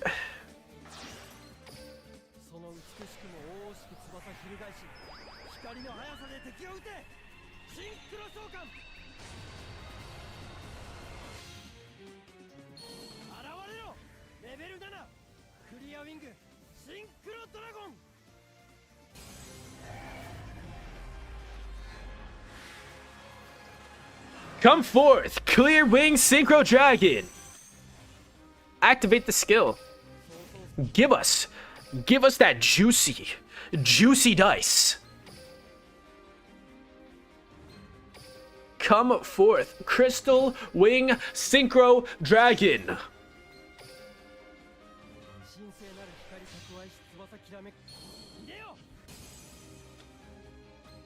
All right, now we game. Normal summon our Yo-Yo. Yo-Yo on summon will special summon the dice from our graveyard. Dice on summon will allow us to change a Speedroid monster from level 1 to 6. We're gonna change him. Get changing. Level 2. Why did we pick level 2? Well, we picked level 2 because of Corkscooter. Corkscooter is the new Speedroid support, making this deck very good. We're going to summon out Corkscooter. Corkscooter on summon will special summon the materials from the graveyard. Let's go. Synchro. We're going to say no to this. Look at this combo line. Study it. This is what we're doing. Hagoita.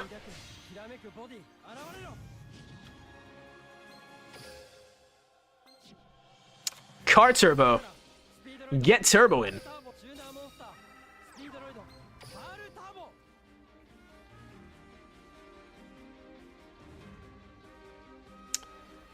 Come forth. Stardust Dragon.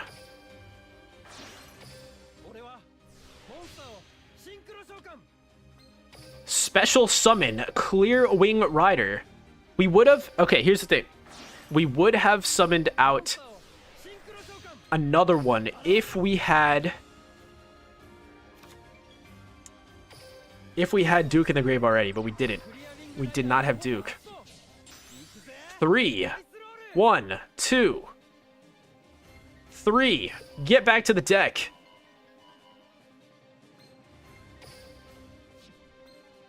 Alrighty. I think this is where we end the turn. Turn the toggle on. Toggle is on. Enter the main phase. They have priority. They will activate Dark Hole. Oh, man. Oh, no fucking way. We should have kept the Stardust Dragon. I'm sure he was sweating bricks. Damn. Hold on. Is there anything we can do?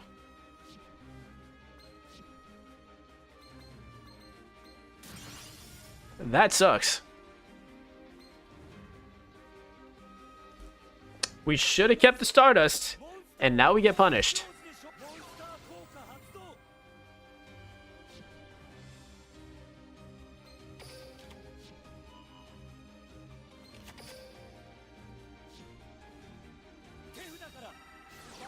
Invocation.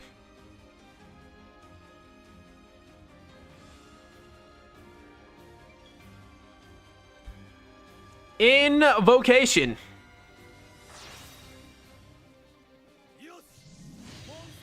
All right, Macabre.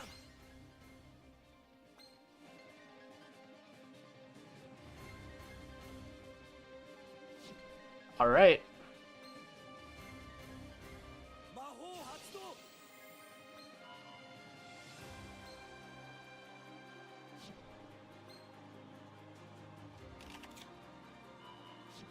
Getting Alistair back to the hand.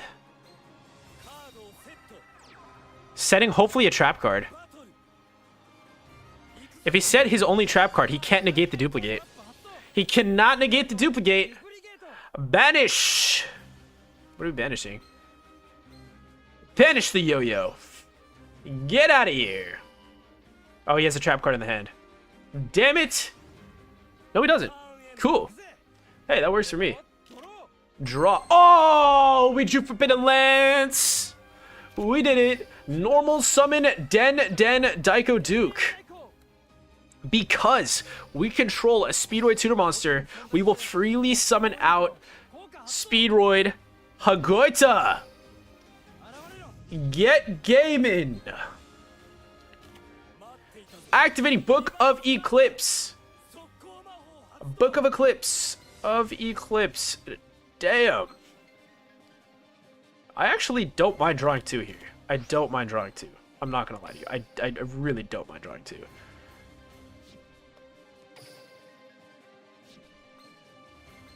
Do we have Clearwing in the graveyard? No, we don't. We don't have Clearwing in the graveyard, so that's fine. I actually don't mind drawing 2. We take those, right? Let's take those. We take those. Draw 2.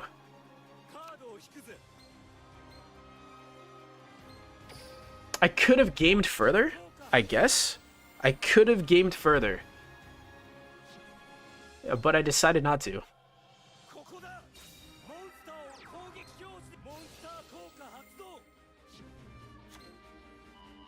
Invocation. Let's get invoking. Invocation. We will activate our Forbidden Lance, targeting his Alistair.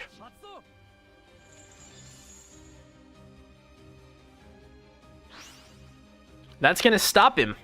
Stop him in his tracks. And there is the win. There's the win. Nice. We won. Alrighty. Well, I feel like today's been pretty productive. Chat, you guys are amazing. Thank you so much for joining the stream.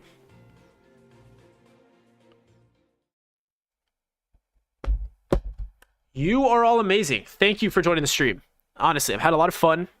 I always love streaming. And I don't know if you can tell. Whoa. And I don't know if you can tell, but I've upgraded our streaming experience. Look, we have all these animations. We have overlays. We got everything. I'm doing it for you. I'm doing it for you. It's been great.